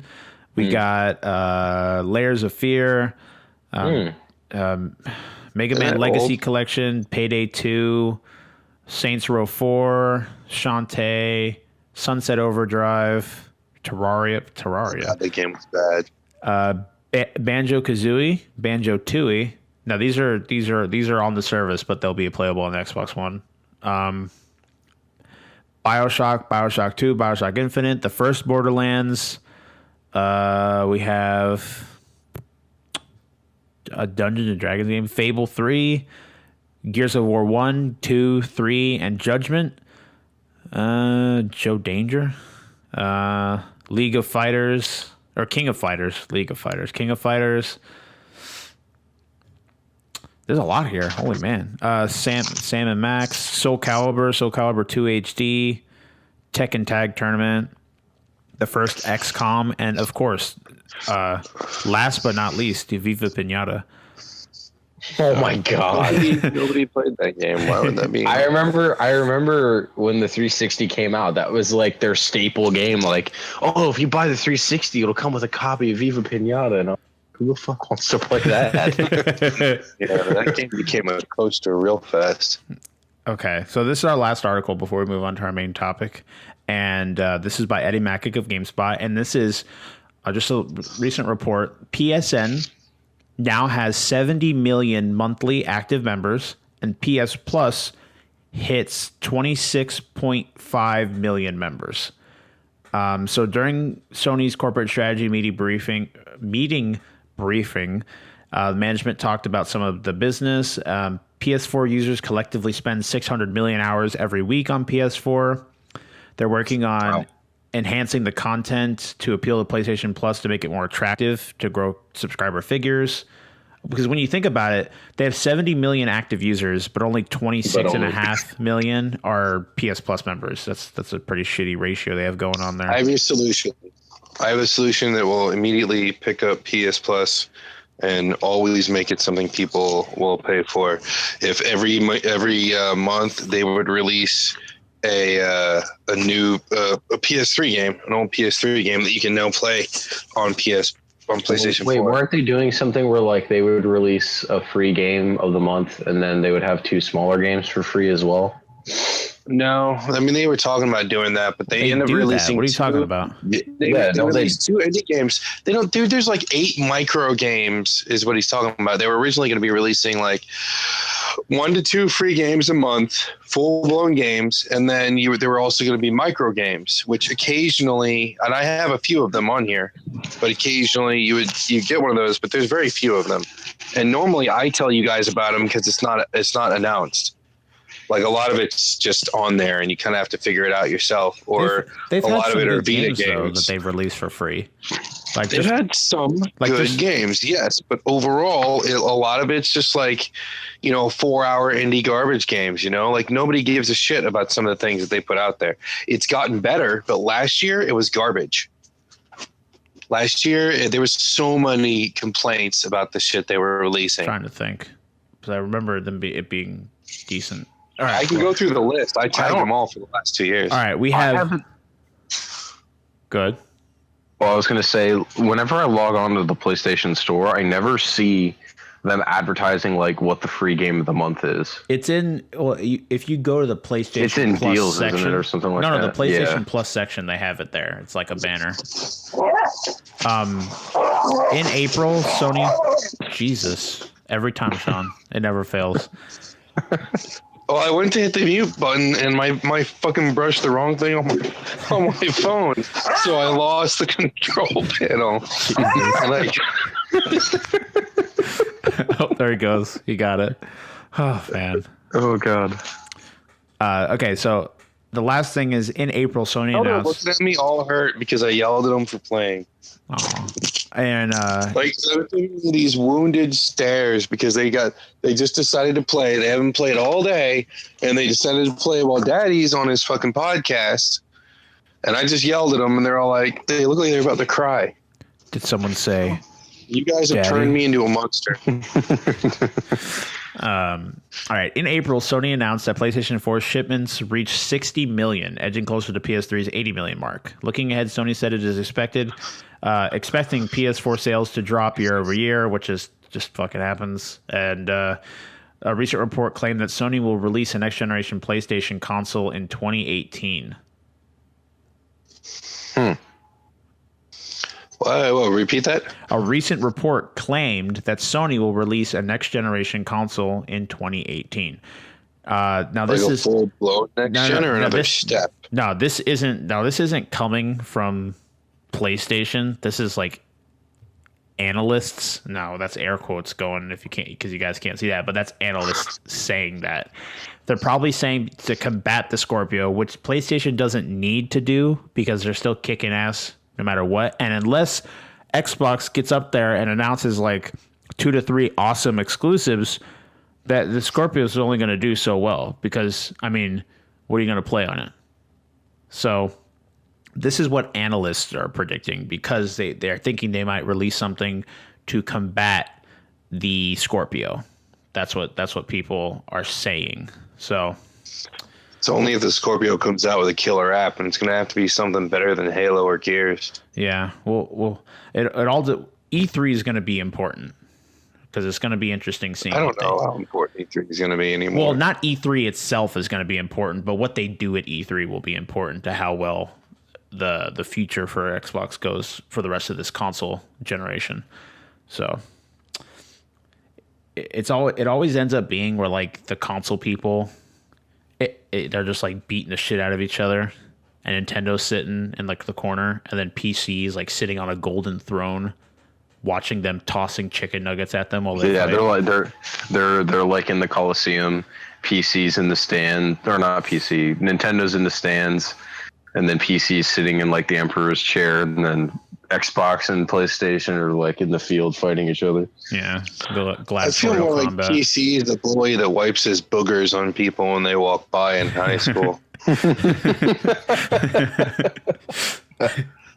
That's one where I really don't think PC deserves this master race bullshit. I still think PC's that. I don't think any of the console wars or thing that happens amongst the three communities should. Oh Jesus Christ! That I smacked the pop filter. Should be. I think it's all really silly, actually. In all honesty, I mean, we joke about it, but I think it's pretty silly as a whole. I mean, we're all. It used to be fun, man. Back when Sega and Nintendo used to compete, you could always count on like some really great ads, or like see what kind of dirty thing Sega was going to throw at Nintendo and how is Nintendo going to react. And it was fun, man. You get into an arguments in the playground or in the class or whatever about what was better, Nintendo or Sega. Yeah. Those were the days, buddy. Yeah. When you pick up a wood chip from the ground and you shove it in some kid's eye because your dad works at Nintendo and you know you won't get in trouble. And yeah, those were the days. What the fuck are you talking about? What are you talking about? Yeah, dude. Yo, flashback story right here. I remember one day I was at school. It was recess. Camp? No, recess. And man. you shoved a flute in your pussy? What? Okay, Shawn, just stop. Was I the only dude that experimented at band camp? No, I was just fucking with you, bro. You don't know you're gay unless you suck a dick once in your life, and then once you suck a dick but don't like it, are you gay? Exactly. Once you suck the dick, and then you know you don't like it, so you know you're not gay. So that's not gay. Or if you suck a dick and you do like it. Well then, power to you. You do. You could continue to suck a dick, but like you never know unless you try it, right? It's like ice cream. Yeah, Jonathan's silence is as much as I love talking about dick. I think we should just move on. Okay. I think that might be a good section to cut. Yeah. All right. I'm sorry, guys. It's just I love. You know he's going to leave it in there, right? You can hear it in his voice. He's like, "Yeah, no, I'm going to leave it." Oh, well, I'm not cutting shit from that. Please, that's staying in. Yo, don't worry about it. We're like an hour and 30-something minutes in. I really want hope to point my out mom doesn't I've been in the listen same two boss fights in this game all day long. What game? Because the game I've been playing, Cosmic Star Heroine, there's two boss fights, and I keep forgetting to save after the first one, and then the second one catches me in a vicious loop, and I have to quit, and then I have to go back and do the first boss fight again, which takes like 2 hours. Then I finish that when I go to the second boss fight, then I get caught in the loop again, and every time I forget to save, and I think I can outwit the second boss, and fuck this game. That happened to me with Persona. Please continue. I was running around, and you have to like find these cards or something. I'm trying not to spoil anything. And there was one part where I got to this fight, and this dude, he had like 3 minions in front of him, and I couldn't find his weakness. I didn't know what it was. Eventually, it was holy damage, which I only had one persona that did that. And I knew it was the weakness of his minions, but his minions, what they would do is they had an ability called Recarm, and what it would do is it would heal the rest of the party, but bring them down to 1 health, the person that cast it. And so they would constantly switch back and forth. Yeah. So what would happen is if I don't take out all of his minions, which I can't do in 1 turn because I can't find the weakness of the final guy in order to get a hold up, which will let you do a shitload of damage to everyone, but everyone has to be knocked over to initiate a hold up. So what he would do is I'd weaken him, And then he could summon more minions, and he would summon a minion. The minion would cast Recarm, heal the whole squad back up to full, and then bring that minion down to 1 health, and I lose all of my progress. And he's just slowly whittling away at me, and I'm like, God, this fucking sucks. So I was like, okay, usually in boss fights, when you die, they give you an option to restart the battle from the beginning, but they didn't give me that, so I just had to return to my last save, and I'm like, shit. And I was like 45 minutes down the drain. I'm like, God damn it. So that's happened. I've lost, like, I think the most I've lost is like a whole hour of progress because I was running. And normally when you sneak up behind someone, you like can ambush them and then you get to go first. But if you fail to ambush them and they jump you, they go first. And I had one time where that happened. I hadn't saved in the longest time. I got ambushed because I failed mine.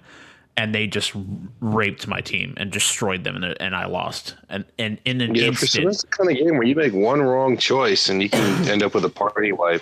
Yeah, in an instant, I had lost an hour and like 5 minutes. That was crazy. All right, so we're gonna we are quite a bit into this podcast. The new one doesn't do autosave, huh? Taking the new one doesn't do the autosave. Oh no, there is no autosave. You save when you can get to a safe room, and then the thing is, you can't heal. You need an item to heal in a safe room. It's not like you get to a safe room and your party jumps back up to full health. So it's all about that slow whittle down on your like mana and stuff. But they have items that can fix it. Like you can get an item where every turn you heal like 7 mana.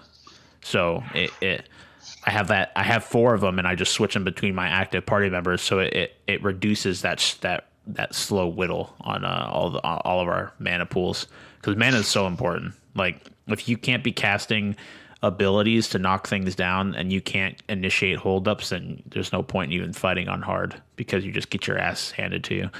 So we're going to go ahead and move on to, now the thing is this is something that would take a very long time to talk about. So I'm wondering if we should even talk about it. Because we're on can always save it for next time. Yeah, because we're on a time constraint. I'm wondering what can we talk about? What do you guys want to talk about as a main topic? What do we think? Game of the year. Game of the year? Okay. Yeah, we haven't talked about that. That works for me. I haven't even played it yet, and I already know what game of the year is.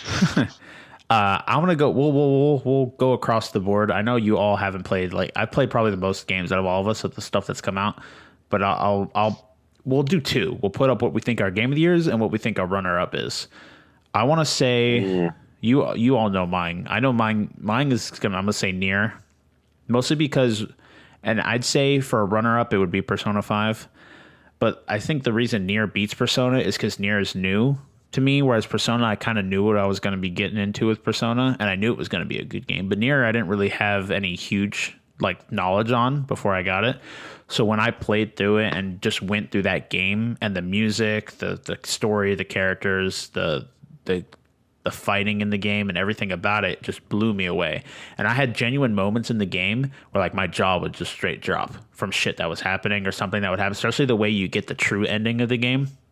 That experience after all the time you spent and what you have to do to get the true ending of the game is just so well designed and done that it's just something that I wish everyone can experience. That's why I recommend this game to everybody. And it hasn't really gotten, it hasn't been as big as Persona. Persona's gotten a larger release than Nier did. But I for any of you listening, if you have something that you want to do or you're looking for a game, I highly recommend Nier. You get about 40 to 50 hours out of it, and it's just a fun game. It's got amazing music, excellent music. So like music that like I'll actually like with Persona, I won't listen to Persona music on my own. I like the music, but it's not something I'll go out of my way to listen to. Except like that one song that plays when you're sitting in your room at night. That song's legit as fuck. But like the Nier music, every once in a while, I'll like turn the stereo up in my car all the way and blast that shit because it's epic. And it's just so amazing how they create the soundtrack and how they blend it with the game. And again, I want to share it with as many people as possible because I truly think it's in my top 5 games I've ever played. That's how good it is. And then despite because a lot of people get turned off by it because they see, oh, it's like weeb shit, and then I could see that girl's ass, and it kind of turns off a lot of people. So, I do recommend it though. The story's good. What's his name? Yoko Taro? Is it like that? Yoko Kanno. It's either Yoko Kanno or Yoko Taro. I'm gonna find out. But I highly recommend it. It's one of I said it again and again and again, but it's one of my favorite games. And then Persona, more people have heard about Persona, but I just think the pacing in Persona, the fact that it's Yoko Taro. Just so everyone knows, it's Yoko Taro, the dude with the weird mask thing, and he never shows his face, even though he's the designer of the video game. He did the Nier series. And for Persona, I just think with a mix of the story, it being able to retain your attention through almost 100 hours of playtime and keep you invested is just such a true testament to how well it's written and how well it's crafted as a story. The way the pacing is, where you get that huge sense of relief after you finally get through a tower or some type of palace or dungeon, and you get to go back and you're back to living like a normal high school student. There's almost like a sense that a weight has been lifted off your shoulders. Not that it was annoying or anything like that, but like you finally accomplished this and now you get time to rest. And they built this into the game so you have that time to rest afterwards and just enjoy being a high school student and getting closer to these people that are put in your life and learning more about these other characters, learning what makes them who they are, and just the amount of interaction and character building that happens amongst you. You truly feel like you're growing with these characters, that you do a good job of putting you in the shoes of this person that you're playing as, and you feel like you're back in high school. You're finding out, except with supernatural elements, but that you feel like you're this whole year that you spent with these people, that you've come to know them as people, come to know what makes them tick and what makes them the way they are. And I think that's truly, again, it's a testament to how well the game's written and designed. It's really good. It's very stylish. A lot of people say that, but I think it's true. It's got that cool comic booky kind of vibe going on. There's a lot of like dark shadows, and it's just good. It's a pretty game too. The models are nice. Everything's well drawn. The environments look cool. You get a good vibe of what Japan's kind of like, actually, and it's just nice. It's cool. That's not really like how I'd like to say it, but it's awesome. And I think to give a score, I think for Nier, I don't want to give it a perfect score because I don't think it's a perfect game. I think it could be prettier. A lot of the environment design looks dated. The models look good, but everything else I'd say is a 5 out of 5. But I think with the environment and the design of that, and some of the like side characters don't look too appealing, that drops it. I'm gonna do it out of 10 instead of out of 5. I'm gonna give Nier like a 9.5 out of 10, and that last point, half a point, is because of the environmental design. Because you could get past it. It's just I'm a very visual person and I have issues with it.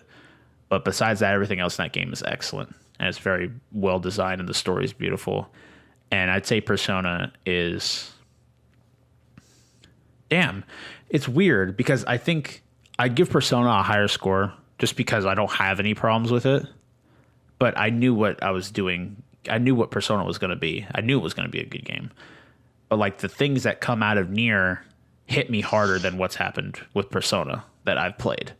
So I find that odd. Why are you debating with yourself? Like you're spending tons and tons of time just running yourself in circles. I don't know, because it truly it's like a battle inside of me. But Nier's a better game. You're done. Okay, move on, Jonathan. What do you think? Okay, Nier Game of the Year, Persona 5 runner up.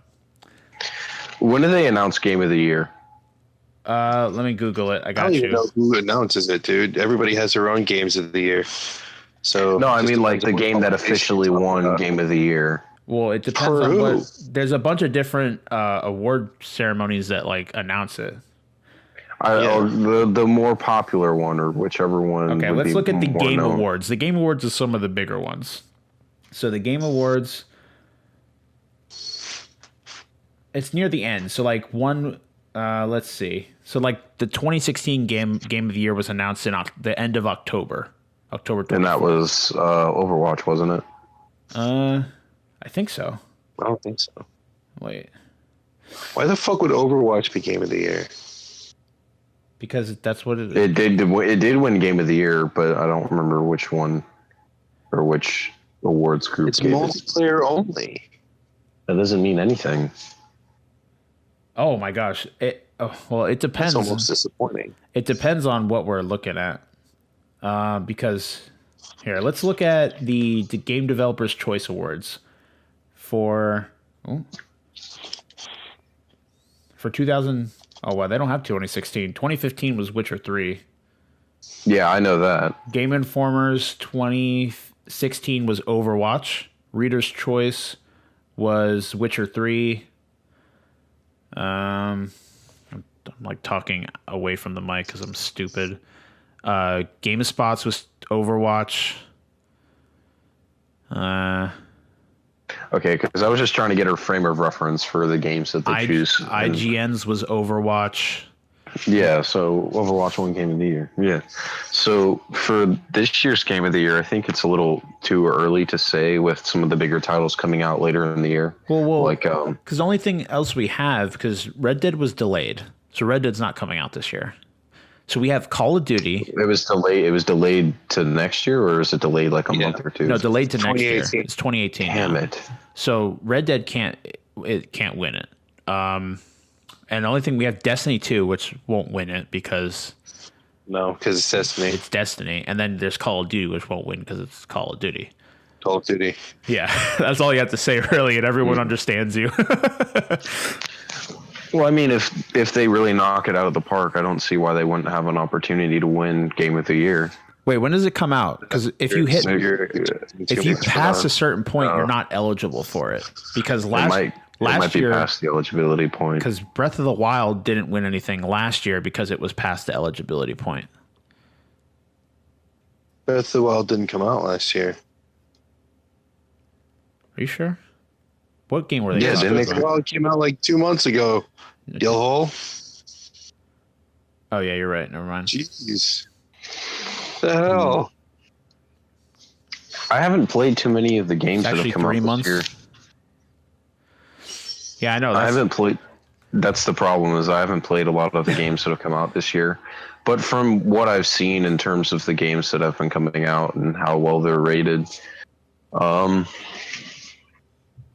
the problem with Nier and Persona, and I've seen you play both of those games, they are very story-intensive games, which is good for a lot of people because I like story-intensive games. That's why I'm a huge fan of the Assassin's Creed series, even though they have not made a decent Assassin's Creed in the past, like 3 games that they've released. But we're not going to get into that. But story-intensive games are good for people that like story, I guess is a way of putting it. So a man of words. Yeah, I know. I'm a man of many words. Anyways, the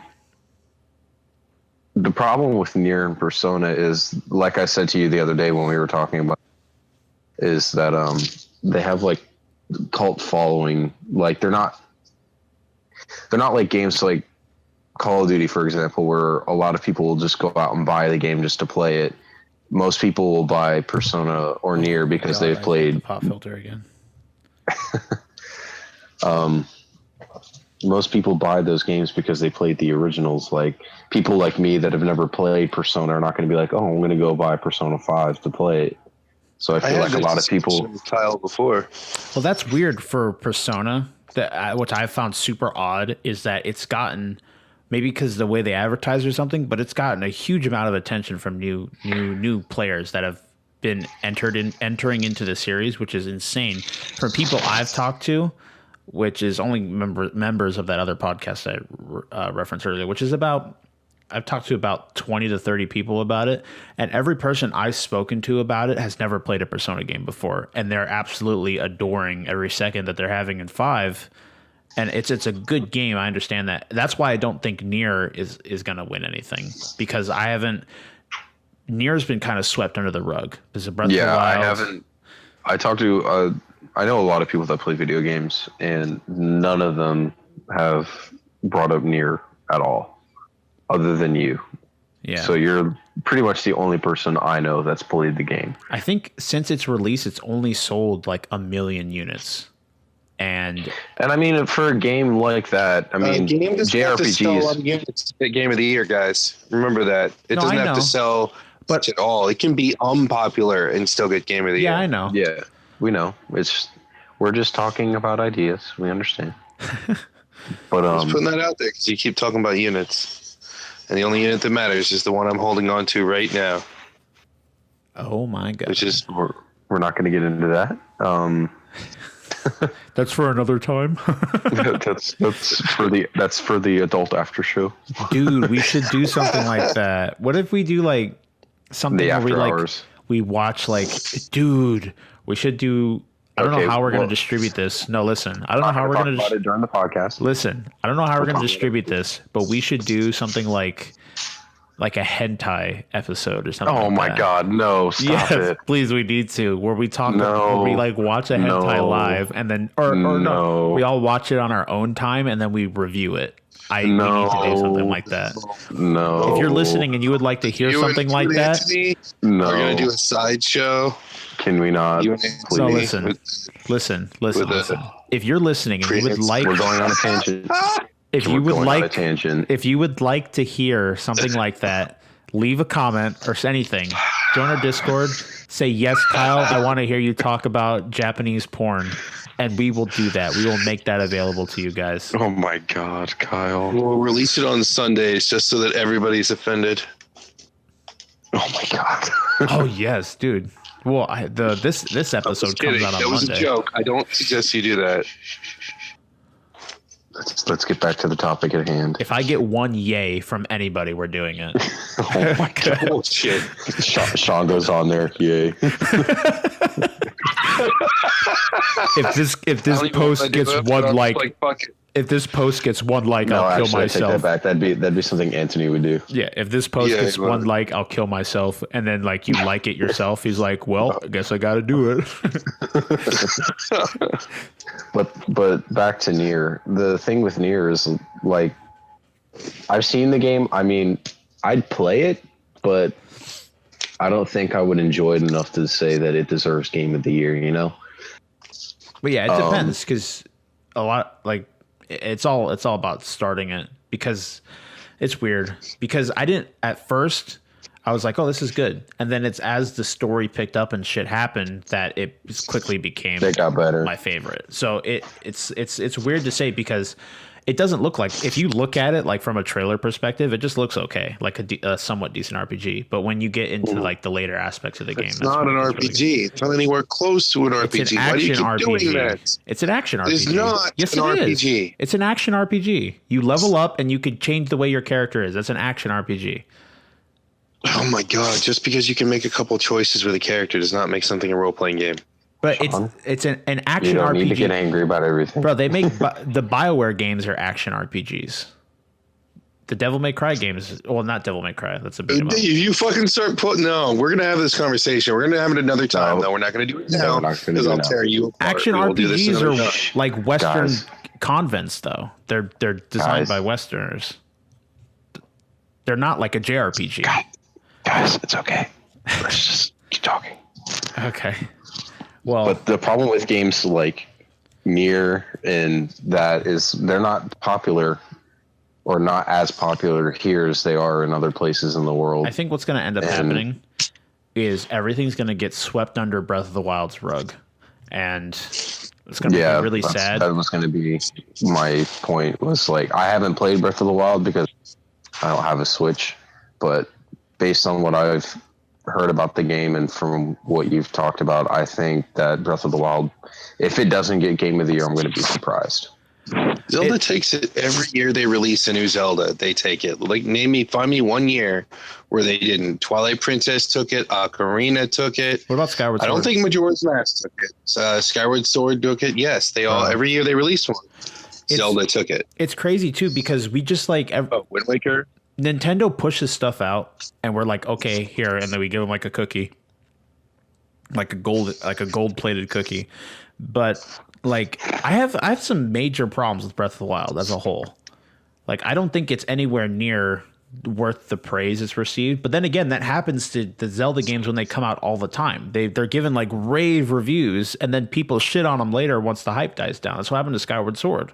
Skyward Sword got really high ratings when it came out, and then it was a really good game. As people played it and started to have problems with motion control and all that other shit. And again, that experience as a whole is variable, because some people say the motion control was really good, and other people had any problems. Other people had the game practically unplayable because of the motion controls. So it depends. A lot of people didn't like. Retarded. A lot of people thought that. Again, it's something we had to talk about. I think we need to sit down one day and talk about Zelda as a whole, because it's a very polarizing thing, because it's a lot of nostalgic value for a lot of people. But some of these games, I think we're too quick to give Nintendo like perfect scores. I don't think Breath of the Wild is anywhere near a perfect game. I don't think it's.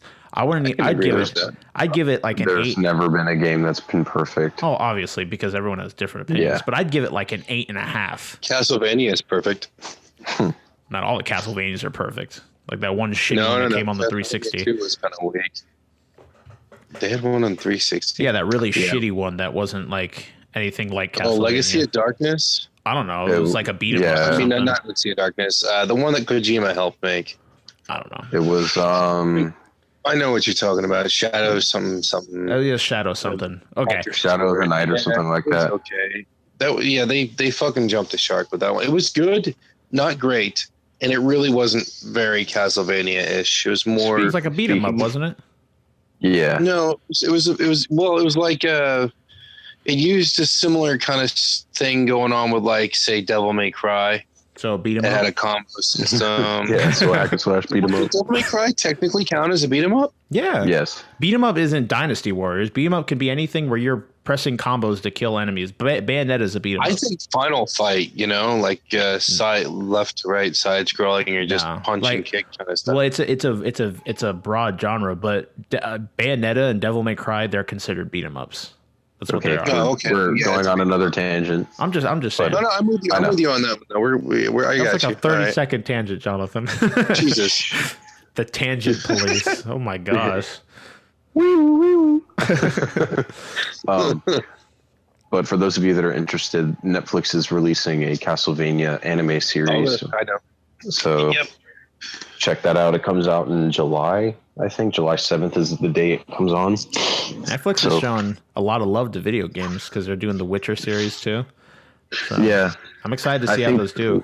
Well, because Netflix is becoming a huge cash cow with the money that they're making from the movies that they make. So even they're a studio now. Like they're not just a streaming giant; they're a content producer now. So you're going to see a lot of that. And there's a lot that they're getting a lot of popularity from even what they've done with. Didn't they work a lot on the DC Universe shows? Did they help produce those? Were those Netflix originals? No idea. No, they were not. You mean like Gotham? No, like The Flash and it's WB, dude. That's Warner Brothers. Yeah, CW. Yeah. What have they made? They made something that was a Netflix original. Wasn't Stranger Things a Netflix original? Stuff, dude. Daredevil, Luke Cage, Jessica Jones, Iron Fist. That's all. That's Marvel. Is that Marvel or DC? That's Marvel. Oh, okay. Marvel. I was confused then. Yeah. I'm not. Anyways, I don't do comic books. All right, but yeah, they're giving a lot of love to video games. I'm excited. Yeah. You read manga, don't you? What? You read manga, don't you? Yeah, I didn't say I was a fan of comic books. I said superheroes. You said you don't do comic books. Oh, well, it depends on what you're looking at because some of them can be considered light novels. And back to the main topic. I collect them. It's not even a main topic. I collect them. I don't read them, but I collect them. Like I have every One Punch Man, but I don't read it. I've read it, but I don't read it. I put my cup down. Okay, I am ready. Myself. I am ready to back Jonathan up from this point forward on every single tangent thing. Because I am not the king of tangents anymore. Yeah, you do have. You're the king of tirades. Completely different thing. You like to immediately just piss, shit, and vomit everywhere. Rain, hellfire, Like- Artistic screeching. We need that thing that Tyler does. Oh man. I need that as like my notification tone, like right now. Just for me. Yeah. Just for me. Anyway, I kind of like that Antony screeching was usually pretty good to wake you up when he'd be screaming. Antsy can get loud. No! Oh my god! When he wants to talk into the microphone and not sit a mile away from it in his chair, like so I'm going to turn off my road. And... I really didn't think he was gonna do it. I thought he was like just like fucking around. Oh my god! We need to. You know what we could do? Another main topic we could do one time is just sit here and tell stupid shit that Antony has done. We could probably fill a whole 2 hours. God damn it, that man. Well, now that we referenced it, we have to give some context. So we were playing Overwatch, and it was the start of a competitive season. Yes, sir. Doing our placements. November. Yeah, it was like season 2, I think, and we were playing our. I think we had already placed, but he hadn't. So we were doing his placement matches. And he had one left, and he had lost the majority of his, so he was going to be placed like really, really low. And we were on the last placement match, and I think we were winning, something like that. We were doing really good. And the way Antony has his PlayStation set up is he has it connected to the wired connection in the wall, and then he also has it connected to the Wi-Fi. So, unbeknownst to him, his internet's really shitty. Like, he's connected to the Kmart down the street. That's how bad that shit is. And he has it connected to the router at the time, but he thought it was connected to the hardline connection to the wall. So we're sitting there and we're like, dude, you need to fix your internet. And he's like, hang on, I'm going to go turn off my... And this is in the middle of the match. We're all sitting there like, wait, what? And the next thing that pops up is that he went offline and left the match. And you're like, oh my God. Even to this day, that just makes me smile. He came back afterwards and he was like, I'm so fucking mad. Like, he was so pissed. It ended up counting as a loss for him, even though we won the match. It was so bad. Oh my God. He just doesn't think sometimes. Although he had a good excuse there, because he did think that he was connected to the wired connection, but he was in fact connected to his Wi-Fi. But he was straight up. He's like, because everyone gets on his internet and it's shitty as it is, but then when people jump on at his house, it just becomes even worse. And he's like teleporting around. And he's like, fuck everyone in my house. And he goes to unplug it and just disconnects from the game. It was picture perfect at that point. It was amazing. Yeah. So, but back to our topic. Yeah, we're already past the 2 hour point. So Jonathan, what do you think for your game of the year and runner up? Just game of the year will probably be Breath of the Wild, and if it's not Breath of the Wild, I'm going to go with Horizon Zero Dawn. Okay. That's a good pick. It's a good game. Excellent game. I have not played the game, but based on what I've seen from it and the little time that we played it together at Tyler's house, I think that based on the story seems like it's very good. The graphics are...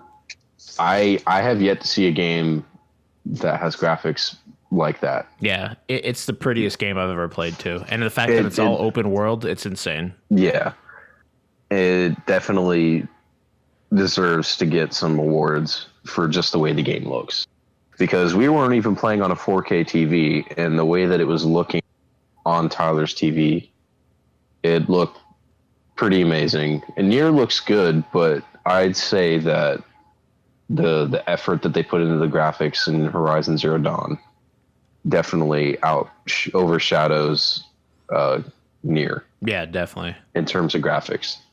So those are my two picks. All right, Shawn. Now we are running near the end of our roll here, so I need you to be concise here. Now I know it doesn't sound fair, because what I think will be chosen is I think they'll choose Zelda. I'm with Jonathan. Yeah. What I think deserves it is Nier. Done. That's perfect.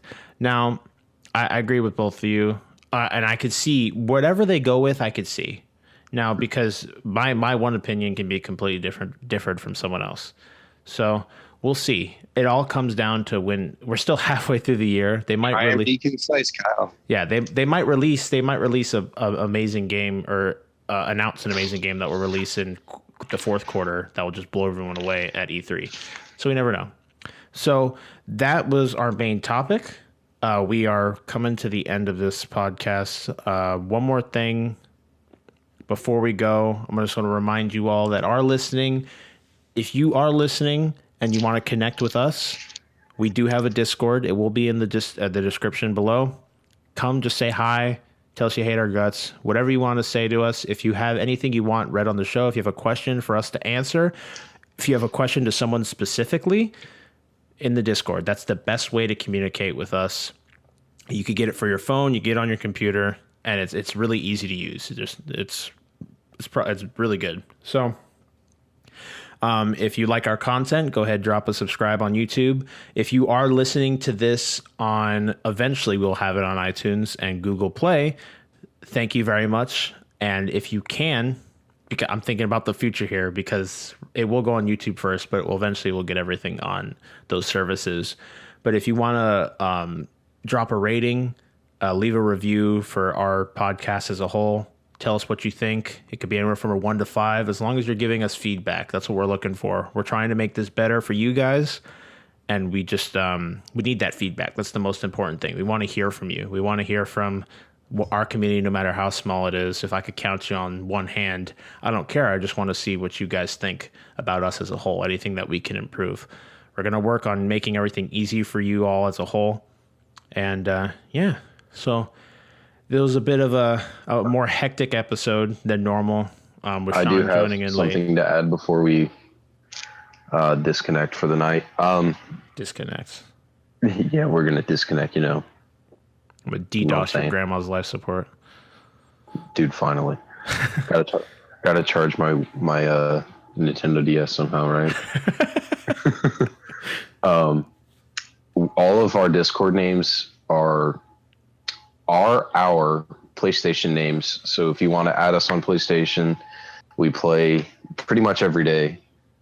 So yeah. I'm not going to be home until August, so I won't be online for the next couple of months. But I know Kyle and Shawn are usually on, and we play a multitude of games from Overwatch to For Honor.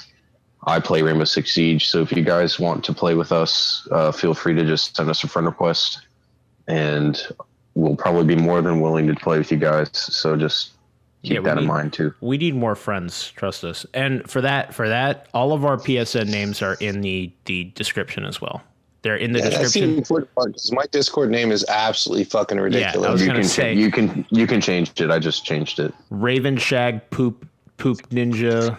What is it? Raven Shag Poops Ninja Pirate Lord. Okay, cool. I'm glad we got that settled out. You can change. I had like 8 people suggest random words, and I glued them all together. That's good. But we don't. It's in all the descriptions. It will be on the podcast descriptions as well. So if you're looking at an episode, you just scroll down, look at it, and it will give you all that information as well. So if you are listening on the podcasting services, our main hub is YouTube. We'll eventually get working on getting gameplay things out there, stuff like that, so that you all we could get more of that content out for you guys. So again, the most important thing that we want to see from you guys, I know it sounds weird, but just take the time to give us some feedback. I want to know what I can do to make this better, so that we can get more people in this community, this little tight knit community that we have already. Again, I could count you all on my one hand. So again, that was doing with the other one.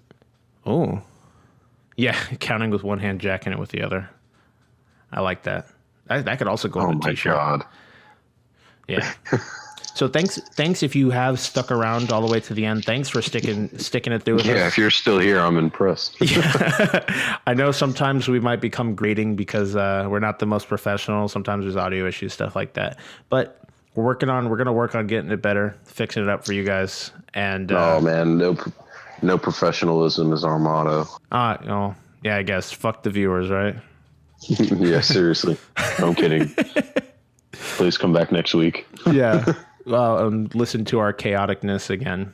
So Notice us, senpai. And if you have any recommendations for us, just put those in the comments on the YouTube video. Dude, if you want us to read that your friend Eddie loves wieners on the podcast, just write it in the comments, dude. We'll put some time aside to read anything that you guys want us to read on the podcast. I'm not afraid to do a little ass kissing for I'll read stuff and a little ass kissing, dick sucking. You know what I'm saying? Yeah, you mean Saturday night? That's what you mean.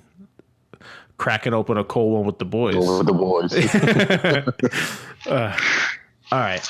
You all have a wonderful night, day, whatever you're doing right now. Thanks for tuning in. Yet again, this was episode 6 of the Thought Patrol podcast, and you all stay beautiful.